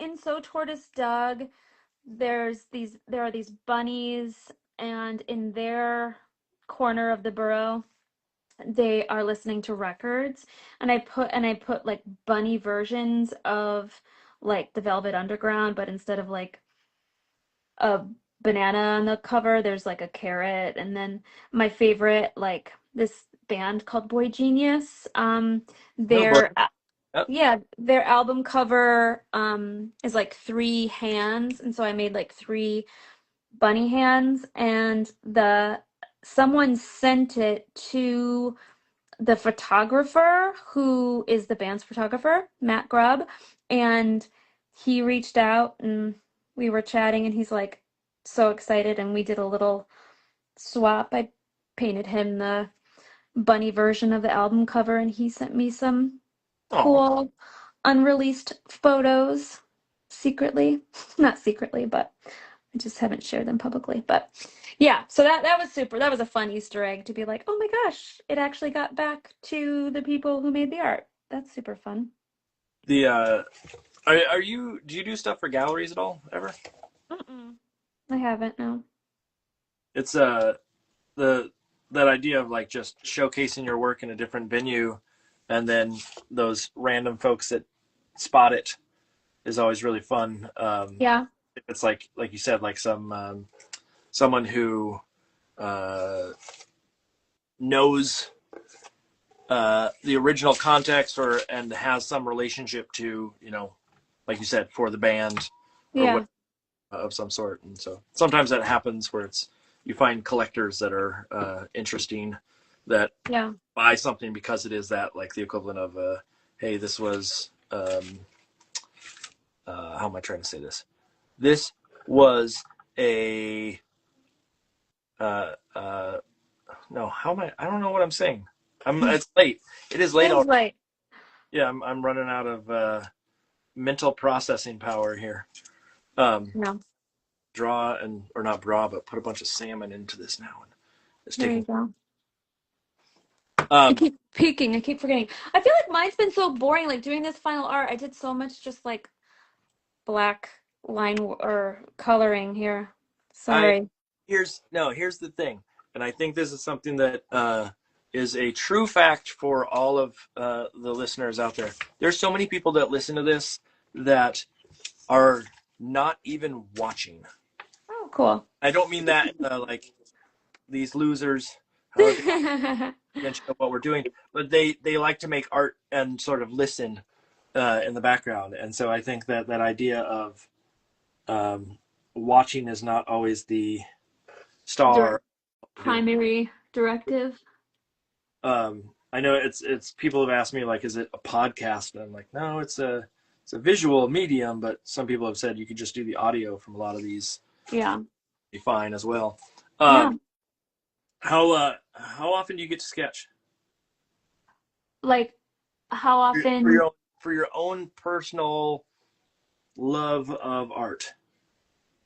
Like, Well, currently in the throes of this deadline, I would say I don't remember ever doing that. No. I mean, so generally, if I'm not on this, like, because I really am like on this crazy deadline, but um, on a average day in my studio, I always want to play around and warm up a little bit that to something that's like not tied necessarily to a project. So, I'll spend, and it really depends on like what's on my slate that day or whatever, but I always try to do a little bit on a regular basis of just sketching around, playing with movement, and that's something that like I've been excited to kind of focus on and the way more dynamic movement for characters and stuff like that. And I feel like it's showing up a little more, not a little, but a lot more in my work, which is fun and it's not such a chore and like it's just the more I'm doing it, the more it's coming naturally. Like a long time ago, uh one of the great things I did was a Skillshare class that you just had him on and I didn't see that one, but I want to. Tom Froze? oh, froze, yes. Froze? Yeah, I took a Skillshare class of his a really long time ago, and it was so much fun. So I was like, oh my gosh, that's so fun that he's on here too. Speaking of sketching and drawing and shape and movement and No, positions, I feel like that was like the focus maybe of the Skillshare. But he is someone who like is a uh, certified genius in my mind of the way that he thinks and the way that he shares. Like yeah. I take away from him that I think he deserves all the credit for is he is very, very giving with ideas and expertise. Mm-hmm. And, I know that we're in an industry where people oftentimes are too busy to take that kind of time and do that. And Mm-hmm. as having him That's on awesome. and talk like that was quite lovely. No, Oh, that's nice. honestly, I forget this. This sounds sort of. I'm not sure how this is going to come across, so bear with this. But I forget the folks that we have on the show sometimes. Not in the Mhm. way that like, oh, I don't remember who they are, but just the number of people that we've had on and the quality of people that we've had on. And then every once in a while it springs up that someone's like, "Oh, you had so and so on." I'm like, "Oh yeah, yeah, we did." Like Yeah, 4 years of this. that's I so rad. like I did a marketing thing for the next book that I have coming out, and they posted this thing saying like, "Hey, to me and the author, do you know anybody that would be good to share this book with, or that might be lovely in that sort of like Yeah. have nice to say or whatever?" And I showed them the list of the people that I've had on here, and um, just saying, let me know if there's someone on here that strikes your interest of Yeah. sending a book.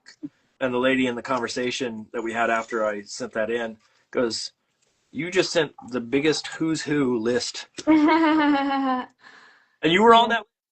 You were a upcoming like a upcoming episode, Oh, uh, that's fun. and it was just like to me, it's I'm just chatting with people, but the Yeah. caliber of people that have said yes to this is always fascinating me, including you. You're You sweet. Yeah, you don't get to walk away thinking that it's someone. Uh, it is just it's wild that Yeah. many people have come on and like people like Tom Froze is one of those ones where like I've followed his work for so long and his teaching, and I've never done the Skillshare. How was his Skillshare? Was it? It I mean, was rad. I mean, it was like a long time. It was probably like 2018 or 2019, like first, maybe I'd done the first couple Nerdy Babies books, and then I realized like I have stuff I gotta learn, and took one of his classes, and it really did like unlock a lot of ways to think about like drawing people and dynamic movement and thinking like that. So I really liked it. Yeah, I've I never. still have the stuff I made in that class. I did a domestica course, and they sent me like I recorded one, and they sent me like I have a pass to go do a bunch of them and whatnot, and I never did them because I was always too busy or Yeah, I it's couldn't find hard. Yeah. sense. And so I don't even know what they're like to take. And I assume that Skillshare is somewhat in that same vein. Yeah. They're sort of produced and put together. And so it, I can imagine that not only is it a lot of information, but it's probably like uh, somewhat life changing to hear some of these things, especially if you're starting out or whatnot. Yeah. I've gotten people, Practical stuff. yeah, I've gotten people that wrote to me and said like, I took your domestica course, and I immediately just go like, oh, I'm so sorry. Oh, of course you would say that. Like, That's funny. yeah, it's just one of those things where like I don't know what it's like to be on the other side of it to uh, Right. see that. Have you ever considered doing any teaching post now that you're doing books, like teaching about children's books to like workshops or things of the sort? Yeah, I mean, I've done like not like courses or anything like that, but I do like talk to different like college classes and stuff, some art school and stuff like that. One of my favorite for the last couple years, I've gone out to U of M in Ann Arbor, and there's a professor there who's just doing a really cool, um, just a great job, like running a course on children's books. And it's always felt like such a treat to go out there and talk to college students who are into it and have such great questions. And I always come in at the tail end of her thing, and we do um, some like art shoppy, writing workshopy sort of quick activities and stuff. And it's a lot of fun. Is So it a writing course or is it when it's you a say children's lit course that's pretty like hands-on. I don't know. It must be in the English department. Um, but yeah, she's had Phil and Aaron Stead, who are good buddies, are out in Ann Arbor. So they'll go, yeah, and they have like I think Mac and John uh zoomed in and did a part of it too, but it's ooh, are fun. you on a first name basis with them? Oh, Mac and John. The oh Feels again, very formal. I mean, I'm calling Stephen King Stevie K. It's like yeah, the way, you know. you're allowed to call them that if you know them, and if it's and they've signed off on it, then you're allowed to say that. You're allowed to call that name. Um, the the going in and teaching at schools, especially, I imagine can be a little like because I'm in the mix of it. I'm in the classroom every day, and so Mhm. I don't know as I have the same experience in that. Is it something that when you walk in the door, especially because you went to um, a writing side, do you get a lot of pressure to like, oh, art as well in that situation? Or like, does it feel different now that you've, essentially been in the industry for what, almost 10 years? No, is that right? 2019 was when my first books came out, so A little, creeping up on that. yeah. No, I mean like talking about the art end of things. I feel confident. I feel uh capable. Do with that idea of going in and critiquing at that level, is that challenging in any way? Um, no. I no, I enjoy that. I think that that sort of process and back and forth is exciting. And I just love I know I keep saying this, but I really do love the feedback and editorial end of things, both with writing and with art. And I feel like it's a I don't know. It's I can nerd out about it so hard. So it comes easily, I suppose. So what? I need you to tell me one thing that you hate about illustration and children's books and whatnot, and one thing that you love, like the thing that you could do without, and the thing that has to be there for Thing you. I could do without. Hmm. Um, thing I could do without. And don't say this question. You're not allowed to say. Right. This question. Um, I don't know. I mean, the probably for as much as I love doing school visits, I am often busy and overwhelmed with like setting them up. Mm, And I was a teacher and I know how it is as a teacher, and it's not like budgets are out here like overflowing for people to like bring in authors and whatnot. yep. But I could just I wish I did not even have to like ask for money to do these things, and I could just do without that part. If it could just work out for everybody, it'd be pretty magical, you know? There are. Um, I looked into it at one point, and I didn't sign up for one. Well, I didn't. Uh, I didn't go through with a lot of them, but I did write to one of them, a promotional agent or a no. What do they call it?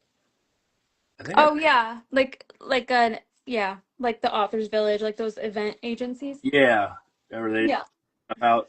But I still think, like in those situations, yes, they can help book them for you, but you still have to do a lot of work on your end Right. in that situation to Yeah. It's to the arrange like work. I have keep saying like, okay, when I am a little bit less busy, I gotta look into that. Because I agree. Yeah, it's just a lot. And I know that there's still more work, but it's like the logistics, and I don't wanna like haggle with anybody to do, I don't know. I'm just like, I know you don't have a A gigantic. budget, Yeah. but I also, this is my job. Hey, yeah, I just got a offer from one. Like I'm doing a couple of them here in the next month. Everybody's getting down to the end of their school year budgets, and so they're all, Hmm. you know, hey, can you come in? We have money, Hmm. kind of situation, and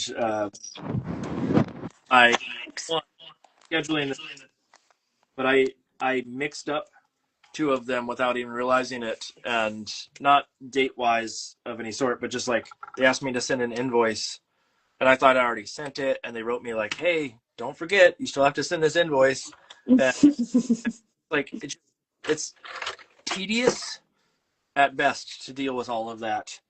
Uh, Yeah, that like what I really want is I want someone to actually go do all of that work for me. I don't right.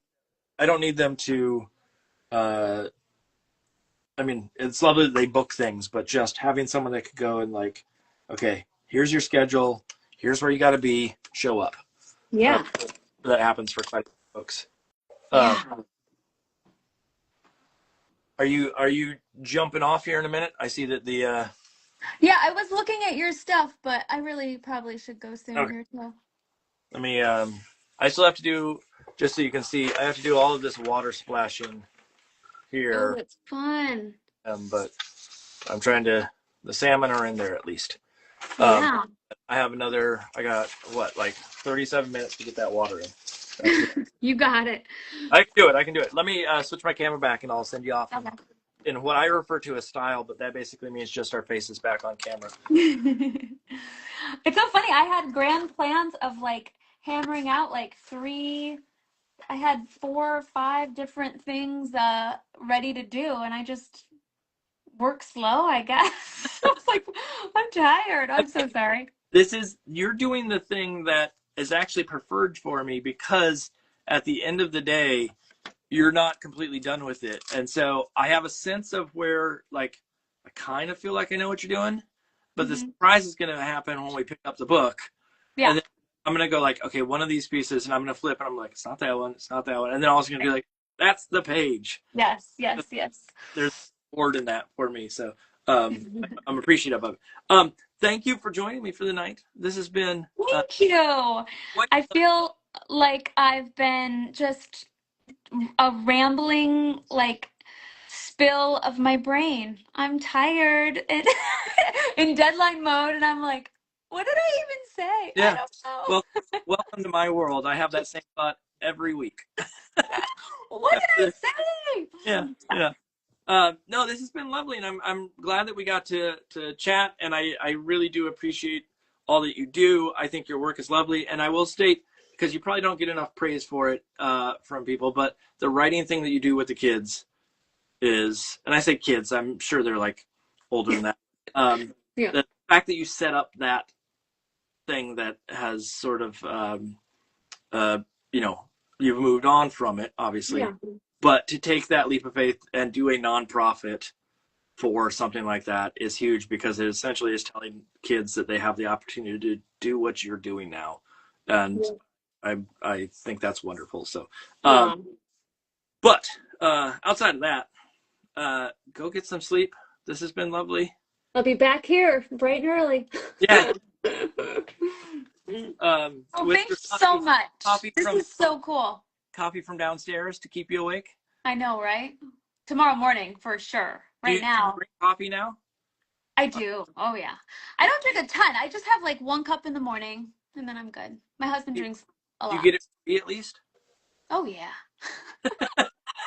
Do you walk Oh in and go like, she's here? right. Free coffee and Yeah, food. yeah, yeah. But anyways, this has been lovely. Go get some sleep, and I'll Okay. be in. And if you end up posting anything, I know you may not be able to, but if you end up posting anything, tag me in it so I can see what you post. I will tag you when this guy goes up. For sure, for sure. So yeah. And then I'll keep you posted on the large spoon that I will Oh, be making for this book, All the Ice Cream in the Land. that's oh yeah, plug. It's comes out Tuesday. Is Comes that out Tuesday. I'm Yes. excited. Look at this cute case. Look at this gold little ice cream. Isn't that cute? On the wait, is it a cloth dust jacket, or is it? Or I'm not No. PLC. It's just yeah, it's just painted. Oh, but they went and did a gold foil.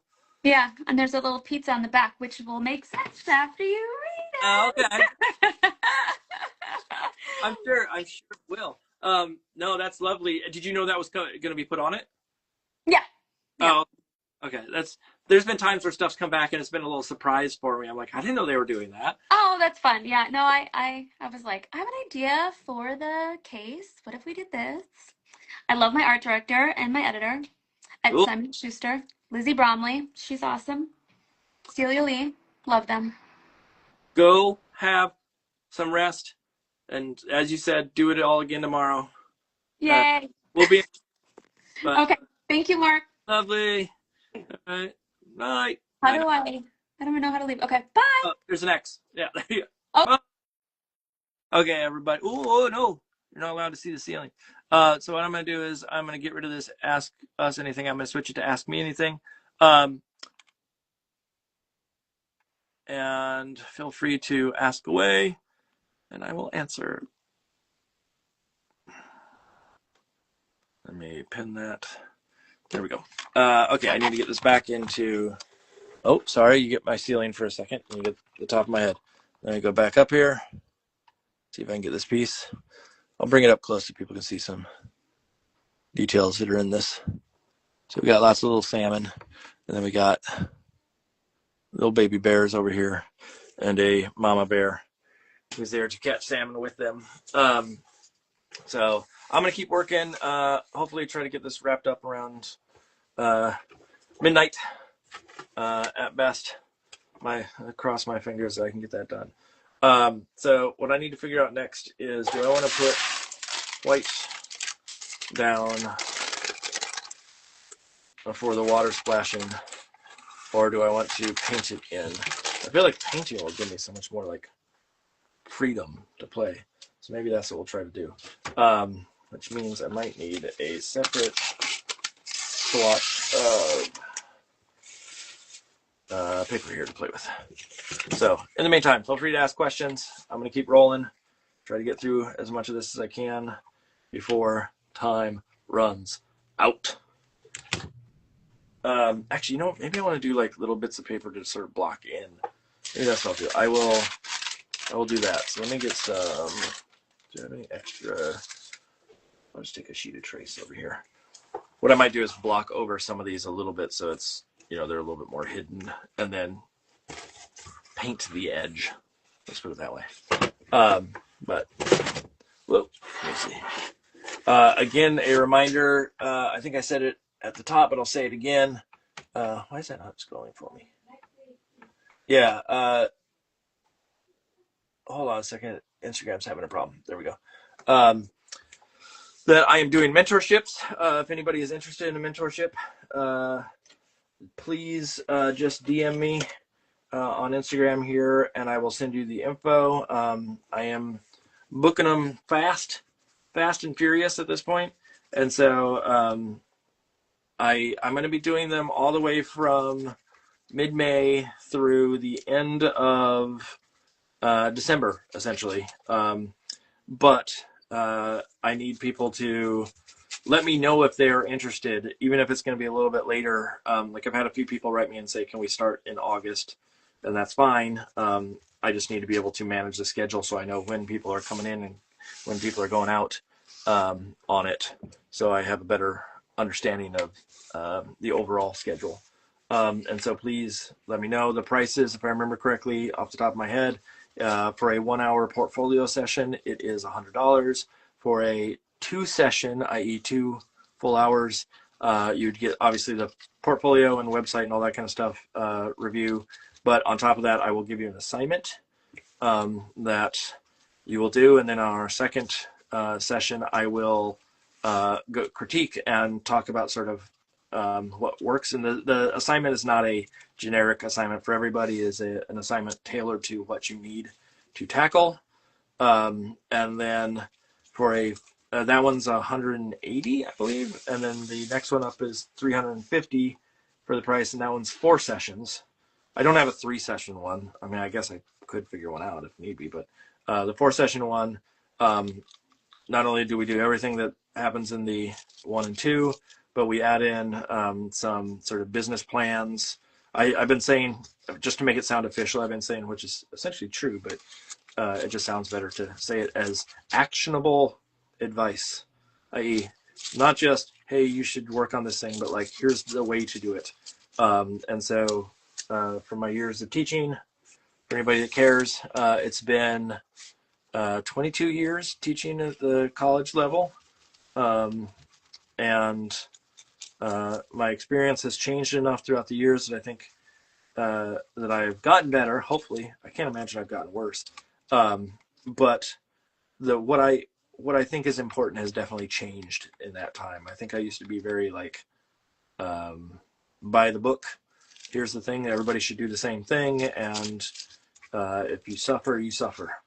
And now I realize that, especially in the industry that I'm in, that is not always the healthiest practice, but also that it doesn't really help people if there's not the tailoring towards what people need. And so I've shifted much more to a sort of individual approach, and not only that, but also looking at what the actual goal is. Sometimes the goal is not deadline. Sometimes the goal is not a deliverable. Sometimes the goal is the process.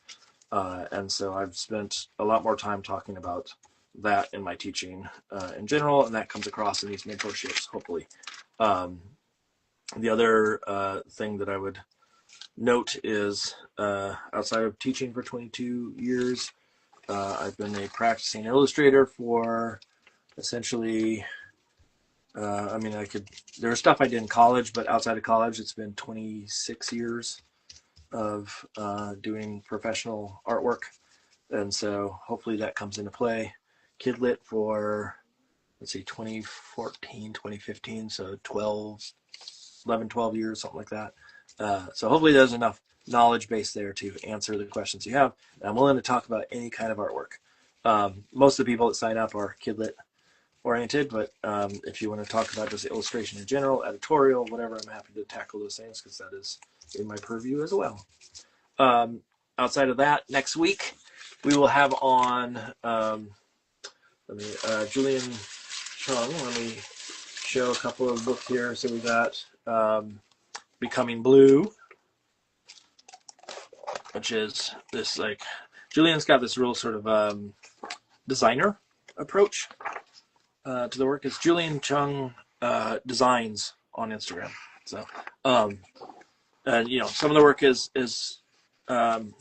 very graphic. Some of it's got this loose sort of sketchy quality, but there's a design thing that shows up, and then we have stuff like Julian is also doing the Chicka Chicka books, which I think they're like the series is called the Chicka Chicka.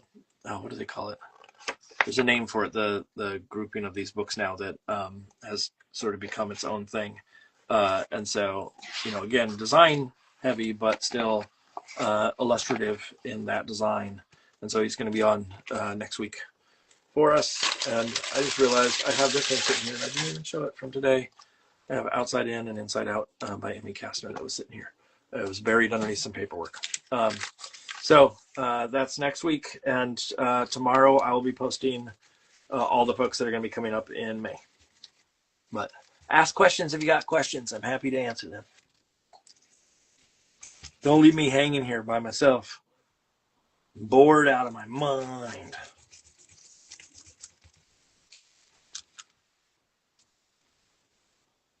My wife and I are going to go to another book sale tomorrow, I think. Let me double check. Hey, Lauren? Yeah. Is the book sale tomorrow? Is it the sale or is it the preview tomorrow? Okay. Are you okay going after like 12:15? Okay. I asked the boy if he had interest in going, and he said he might. I told him I have a feeling that will change. But I told him that it would make it a whole lot easier so we don't have to send him and like try to connect with him on DM to go, hey, do you want this one? That he could just say, I'm here, I want this one. So we'll see. We'll see if that happens. What? I still didn't hear what you said. 8 p.m. Well, let's get there at a reasonable time so we can get the good stuff. For anybody that's listening here, my wife and I have been going to library book sales, and we have been raking in picture books. And what I mean by that is not just raking them in. I mean, we've bought in the last 3 weeks. We went to 3 book events. Let's put it that way, book sales, and we have bought a total of, I'm gonna guess. What do you want to guess? Like 55 books, something like that. Most of them are picture books, and it's just stuff that we've always wanted or stuff that you know, we missed out on. What? Yeah, things you can't pass up for $1 kind of situation. And so we've been adding to our collection to the point where we are going to have to add some shelves. So, anyways, it could be argued that my wife has a problem. Yes, it definitely could be argued about that. What? It says it could be argued that, oh, we have a problem. No, you have a problem. It's not me. It's all you. We've been watching, or we finished the 2nd season, I think. We're not sure. Of Life After Lockup.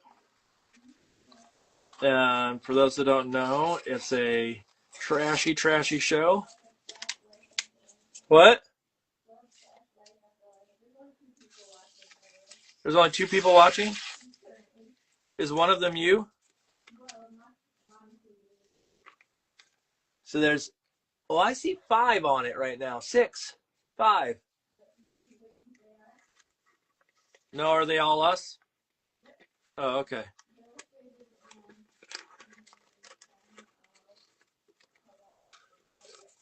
Well, whatever. I'm going to talk about Love After Lockup anyways. So on that show, there's this guy, I think his name was Michael, who was going to marry. This is my trash talk, trash TV, yeah, TV trash talk. So Michael is a real piece of work. This man, if you can even call him that, he was in prison. He had a baby mama who he said he was going to marry, and ended up marrying. I don't remember. I didn't see the episode. I fell asleep, to be honest. But he had a wife, basically. He'd already married her, and then he also had a lady on the outside that he had been telling that he wanted to marry her. And what? Yeah, they got engaged, and he was already married, which is like, this is one of those times where I'm supposed to say don't yuck someone's yum, but this is one where you're allowed to yuck it, because he's a real piece of trash. And then there was another guy, Clint, and Clint was a emotional wreck. Yeah, he always was fighting against himself, and met some lady who basically was raking him over the coals for all sorts of stuff. Showed up to her wedding 5 hours late, and then that night ran off to do crack. That kind of fun stuff like that. And then there was this lady who, what was her name? I can't think of her name. What? The one tooth guy.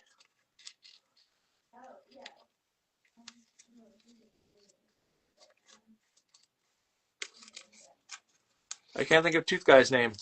They met obviously while she was in prison. He was buying her drugs while she was in prison, basically, or paid for drugs that she got in prison. But then she got out and she jumped on him, and his tooth got knocked out. What? Lizzie and Scott. And he had, I say a tooth issue. He had major teeth issues. He had goof tooth, Lauren, and she basically used up all of his money. He didn't know how to tell her that he had no more money left, and she was going out and spending like thousands of dollars on outfits, and just like, well, he gave me the credit card, so I'm going to use it. And she was a jerk because of that. And I don't know if my wife has read any of the like Where Are They Nows, but they are somewhere. Let's put it that way. They are. All I said was they're somewhere. I didn't say what they're doing.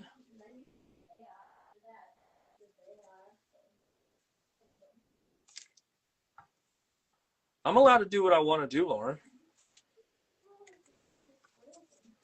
I'm allowed to spoil whatever I want to spoil.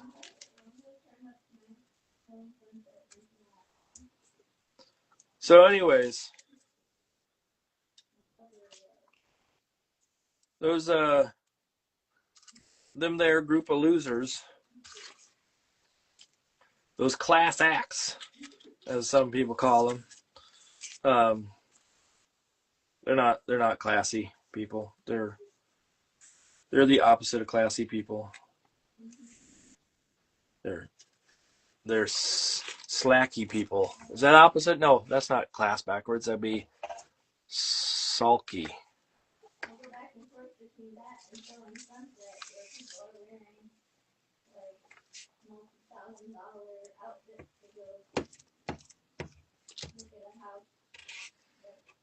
Yeah, my wife watches a lot of trash.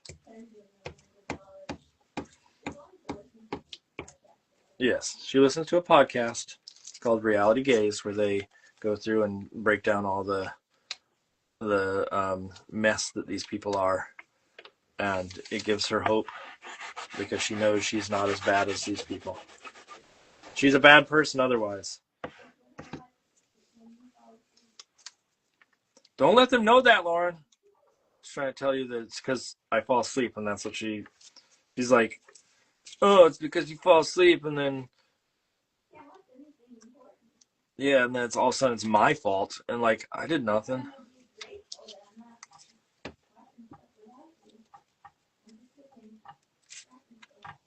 And then, you know what? I wake up on the sofa because she's watching shows without me.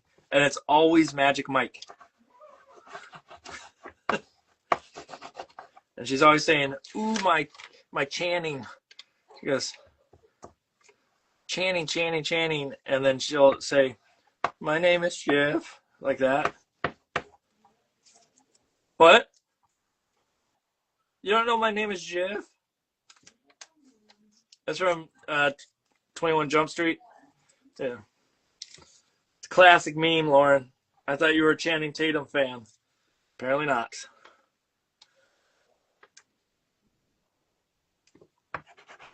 Yeah, you're watching Magic Mike. That's why. She said she wasn't looking at memes a lot, but it's because of Magic Mike. We all know the truth, Lauren.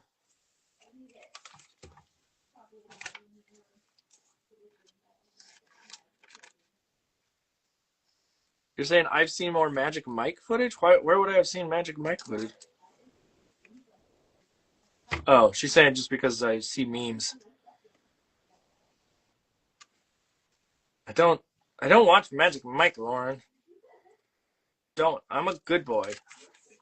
I'm a good boy. I watch Showgirls.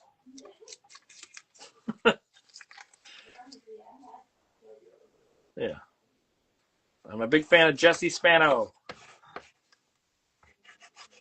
Is that her name, Jessie Spano, on the show? It's Jessie something. Oh, you would know.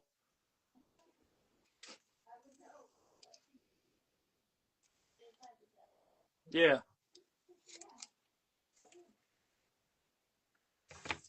You would.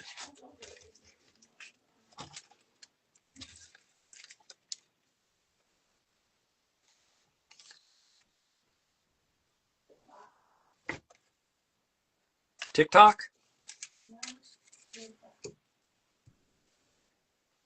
What I feel like there's something else besides Showgirls that's in that same vein though, of like Las Vegas strippers.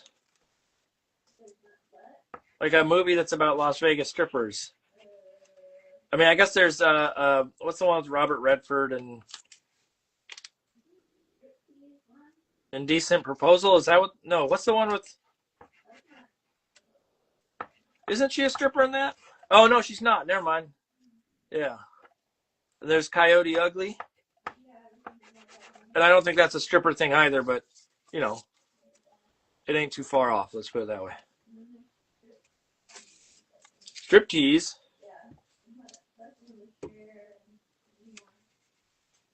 And Dudley Moore? You say Cher and Dudley Moore?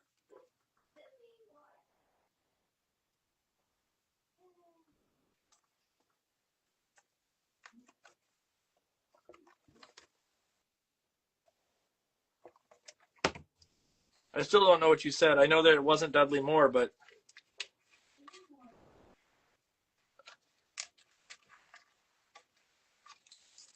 if there's a strip movie with Dudley Moore, boy, we got to see it. That seems like it'd be a fun one to watch. Christopher Cross singing some ballad that they play while he strips. Because he sang what's the Arthur theme song? Yeah, it's not a weird random pull there.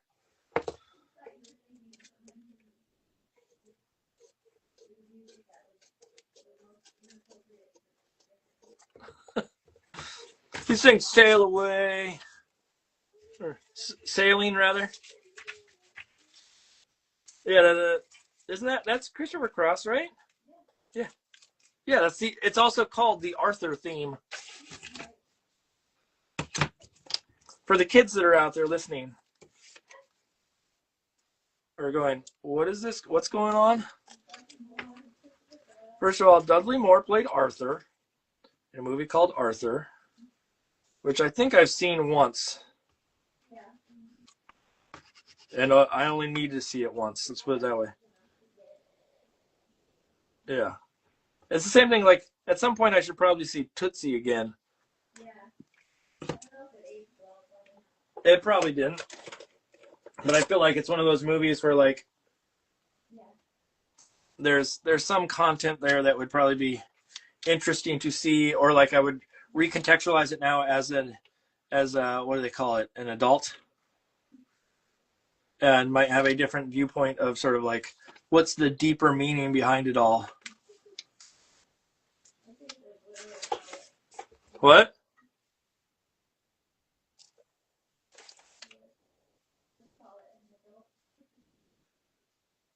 It's something like that.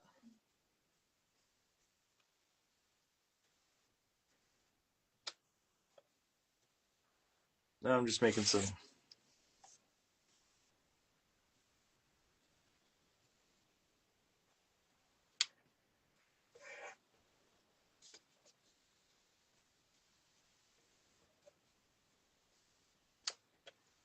texture around some of these. Just a little dry brush.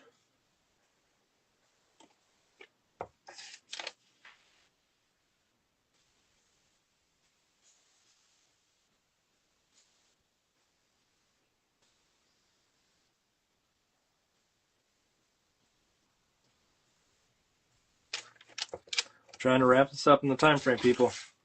I'm gonna try. By people, I may be just talking to my wife. I don't know. Everybody left after Emmy left. It's sad. It means no one loves me anymore. If you love me, give a shout.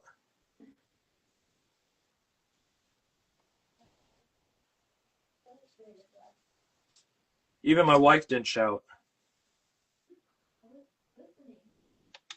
Yeah, I said, if you love me, give a shout. And you know how much shouting my wife did? None.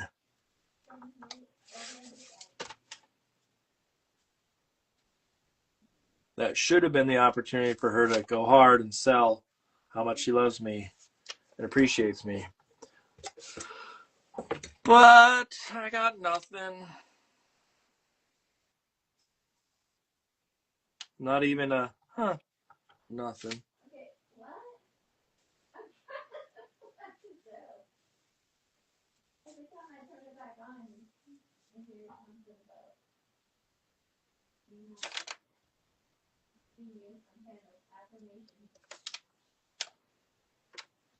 Oh, because that's hard to do?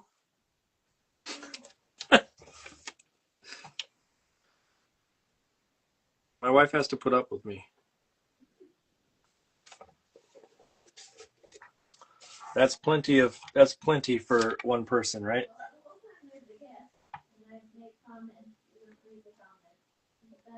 Oh, I read them.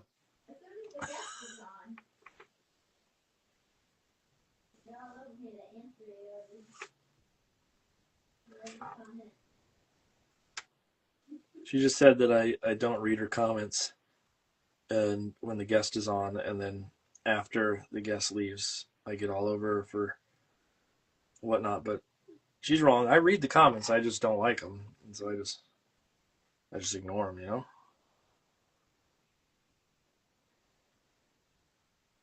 There's a difference.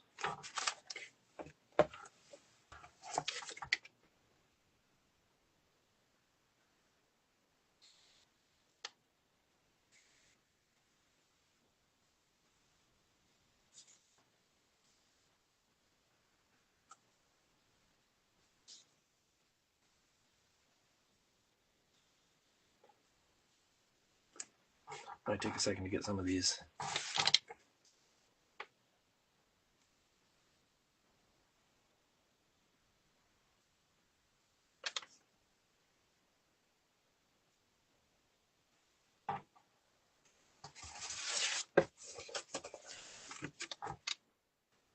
I might just so everybody knows, not that anybody cares, but I might alter the color of the bears ever so slightly in the end, digitally, just so that it separates from the salmon just a little bit more. It's sort of all in the same palette, and I wanted it to be close, but it's a little too close, I think, for me, and so I might sort of break that up just a little bit. I'm going to add some streaks in here to imply sort of water flow.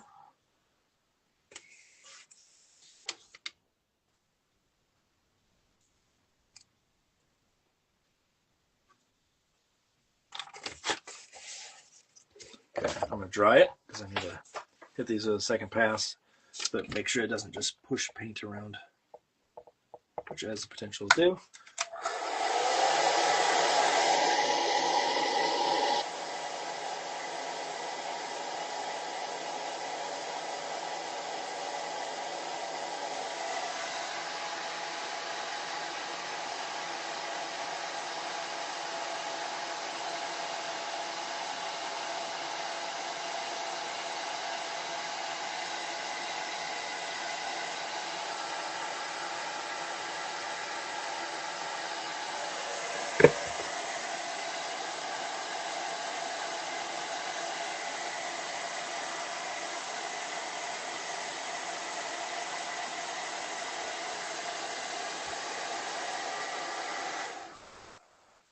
Okay, now I want to do a little trickery with color here real quick. So I'm going to get this guy out.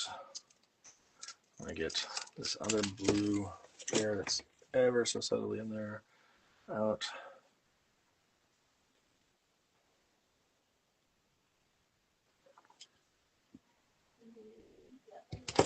And then, what? Speak up a little? Speak up a little. Speak up a little. Okay, for people that are watching now and later. People are eating now and laters. Is that funny, Lauren? You like that? Comedy gold. Everybody loves a now and later joke. What I want to do is get this little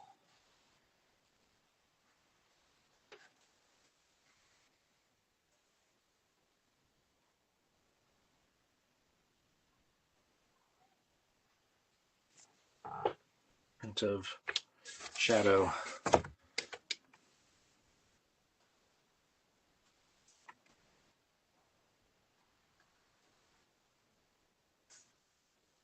If for some reason I don't finish this in the time frame, just know that I will.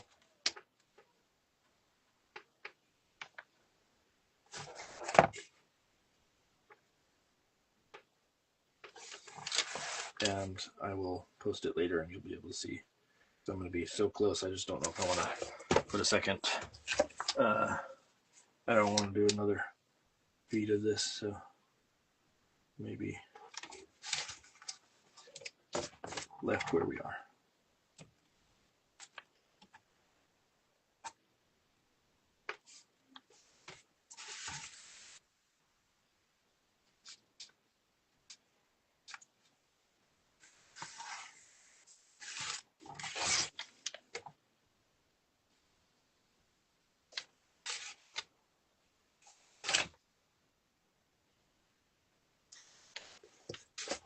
Some little hints of shadows underneath there. Ba, ba, ba, ba, ba, ba, ba.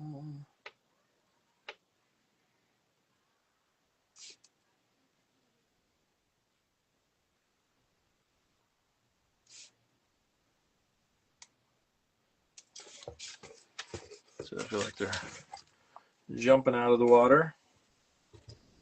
And then I want to get this guy here. I want to get a little bit of the, just a little bit of that black, a little bit of the green. I'm just trying to make a shadow color for the ground here.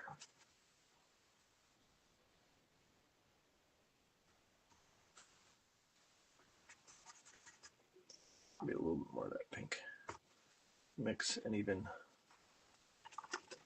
tiniest little bit of this. Boom, boom, boom, boom, boom, boom. See if we can add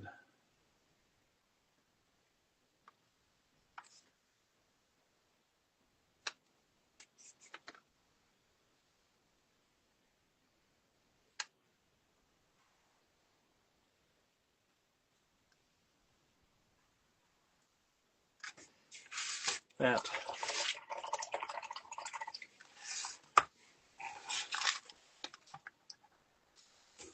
Gotta dry that. All right, I'm gonna run out of time, everybody. Let me turn this off. If I run out here, obviously tune in next week. We have Julian Chung on, and sign up for mentorships. Otherwise, I'm just gonna keep working, and it's gonna cut out. Bye.